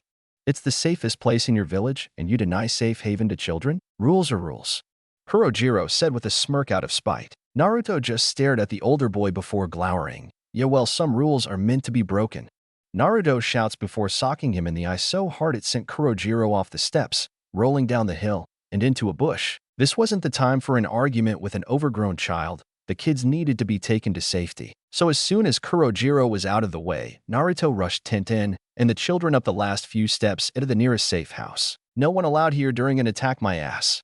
Naruto couldn't help mentally scoff at the sight of the dozens of safe houses. Tintin and Naruto had the children enter the safe house first. The children, in their fear, pushed and shoved, knocking others to the ground.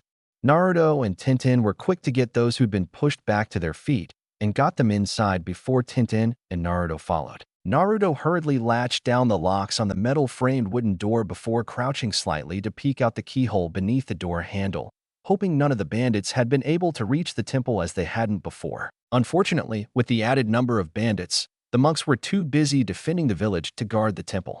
This left the duty of guarding the entrance to Kurojiro alone as one of the eldest of the students, while the other students were hiding in the safe houses with the villagers as their teachers ordered. With Kurojiro out of commission for the time being, no one was there to stop the bandit who'd targeted the children from entering the temple grounds. The bandit noticed a doll dropped onto the ground just outside the safe house Naruto, Tintin, and the children just entered.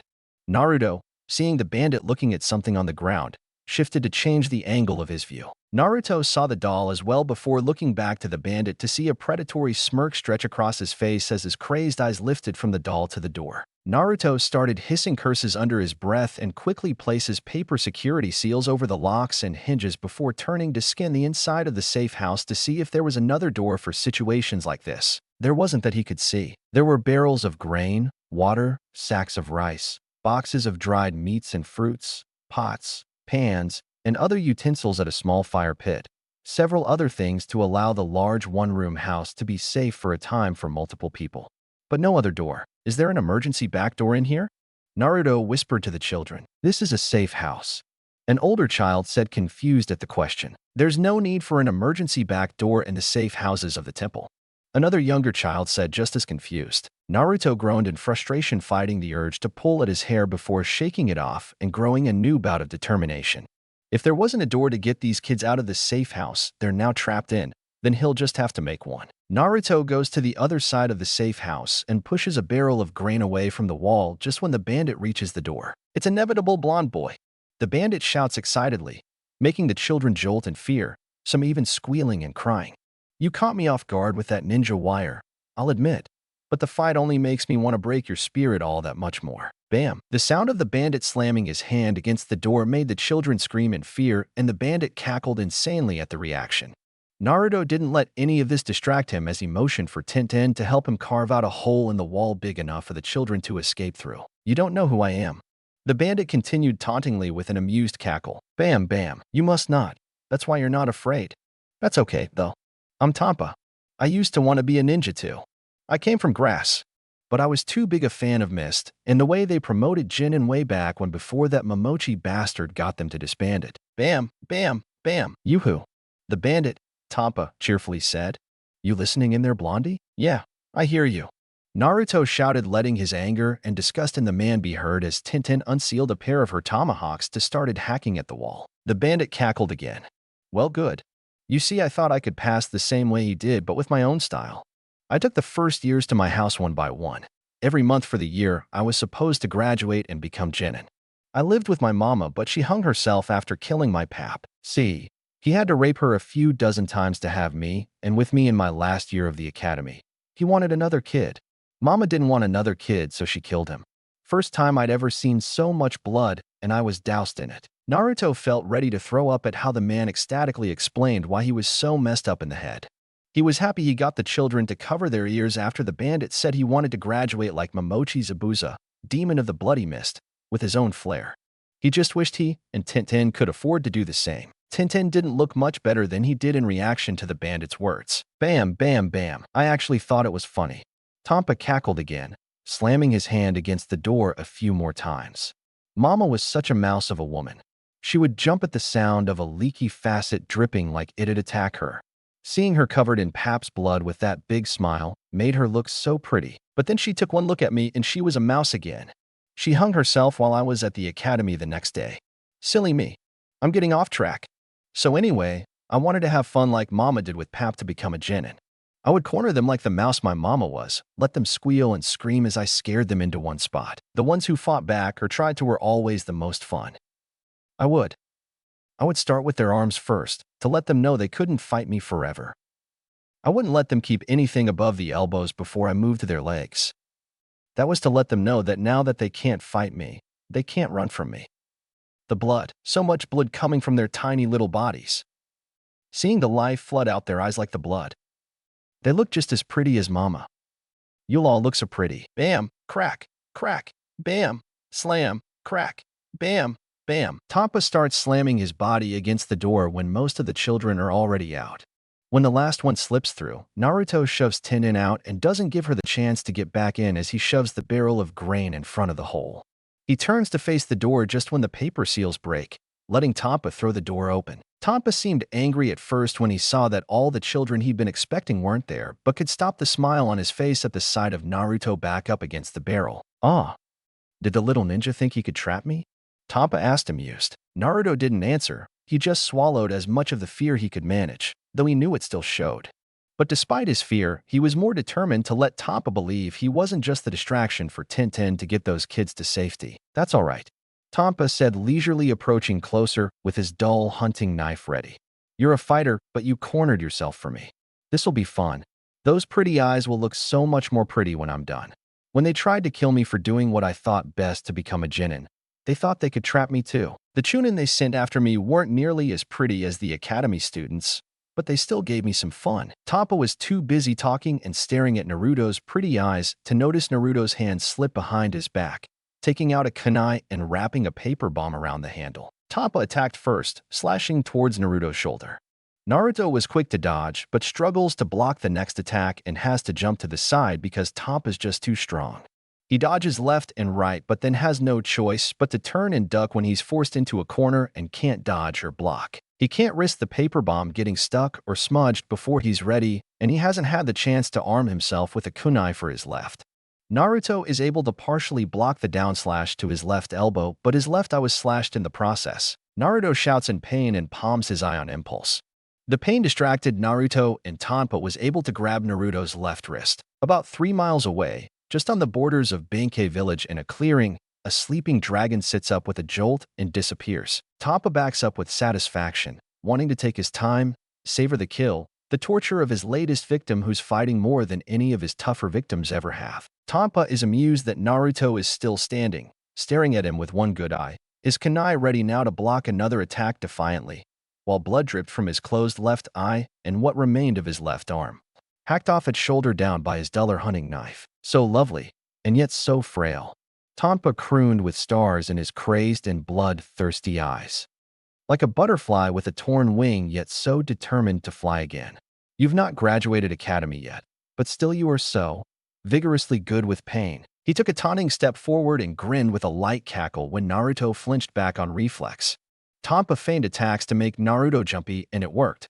But Naruto was at least able to duck and roll with the next real attack towards his right. With all his boasting, Tampa didn't seem to understand he'd given Naruto all he needed to know how to get out of this alive. He would pretend to attack left, but because he'd already did what he'd wanted to Naruto's left, he'd really attack Naruto's right. When Tampa readied another attack, Naruto took his chance. The blonde got in close, throwing his kunai into the dirt at Tampa's feet as a distraction, pulled out a second kunai and stabbed it into Tampa's wrist of the hand gripping the hunting knife. When Tampa dropped the knife with a shout of pain, Naruto ducked and grabbed the kunai in the dirt before throwing it into Tampa's throat, just when Tampa pulled the second kunai from his wrist. With a wet, choking gasp, Tampa grasped his bleeding neck with the kunai still in it so more blood wouldn't flow. His eyes glared down at Naruto with insane rage now. With harsh, wet gasps of breath, Tampa lifted the kunai with a bleeding, wordless yell ready to charge at Naruto, when the wall of the former safe house behind Tampa was blasted off with a flash of bluish-white fire like a lightning strike. Toothless appeared between them from where the wall and some of roof used to be, hissing and growling at Tampa. Naruto decided not to question why or how his dragon had gotten to Benkei, but rather just hopped up onto the saddle. "Go, Toothless!" Naruto shouted dazedly. His will alone is what kept him from passing out in blood loss already. With that, Toothless took off vertically, and when they were high enough, Naruto whispered a breathless boom. He didn't look back to see the damage done with the answering blast. Tampa would have been seriously, if not fatally, injured had the tag been on the wall of the safe house, but the blonde very much doubted he'd survive a paper-bombed kunai to the neck. But Tampa must have had his own means of explosives on him because the blast was bigger than it should have been from one paper bomb. The shockwave of the blast sent them higher and lit the leather of Toothless' replacement tailwing aflame. Naruto sees this when he finds they weren't flying in control anymore. Damn. He mentally cursed as gravity came into play, and Naruto feels himself slipping from the saddle. Why didn't I think of making it fireproof? They fell, and Toothless is able to turn midair to wrap around Naruto protectively before they crash to the ground. The last thing Naruto heard before slipping out of consciousness was Tenten shouting his name. He'd been sent to this village to pick up a new recruit from the cells beneath it, guarded by warrior monks. The recruit had been a bomber for hire in the bandit group attacking Benkei, but he was still a missing mean. He was not told there would be Konoha Umbu here. He stuck to the shadows, making his way to the cells when Umbu Dog ran right past his hiding place carrying a very familiar blonde boy in his arms in a rush. If that didn't surprise him enough, the dragon wearing a saddle hurriedly following Dog did. There wasn't any hurry to get Deidara from the village jail cells, not really. He followed Dog and the dragon to a small medical house, and overheard the doctor saying Naruto's eye had to be removed as the damage done was irreparable, and that Naruto was just lucky he hadn't died from blood loss after his arm was hacked off. Naruto could be a ninja just fine with one eye. One arm, however. Naruto was clever, but the council would use it as the perfect excuse to disband Naruto from attending Ninja Academy any longer. Anyone who knew Naruto knew any and all civilians would make his life more miserable than it was already if he couldn't be a ninja. HSSS. And it seemed he wouldn't be alone if the dragon had anything to say about it. I won't hurt him, he told the supposedly extinct creature. I want to help him. Toothless kept his narrowed and thinly slit eyes on the man, but decided to let him be. The man looked over the blonde lying in a hospital bed with a few blood bags hooked up to him for transfusion. Naruto was shirtless and was missing most of his left arm. What was left of it had been bandaged up along with the upper left side of his face. Despite the blonde's most recent horrific encounter, he seemed peaceful. The man took out a small scroll and unsealed a pair of eyes with a fully developed dojutsu. Shursui made him promise to put his eyes to good use. The man doubted this is what his friend had in mind, but it was as good a use as any. Using his chakra and Manjikyu Sharingan, he combined the two eyes into one, the power of two as one, and removed the bandaging covering Naruto's empty eye socket.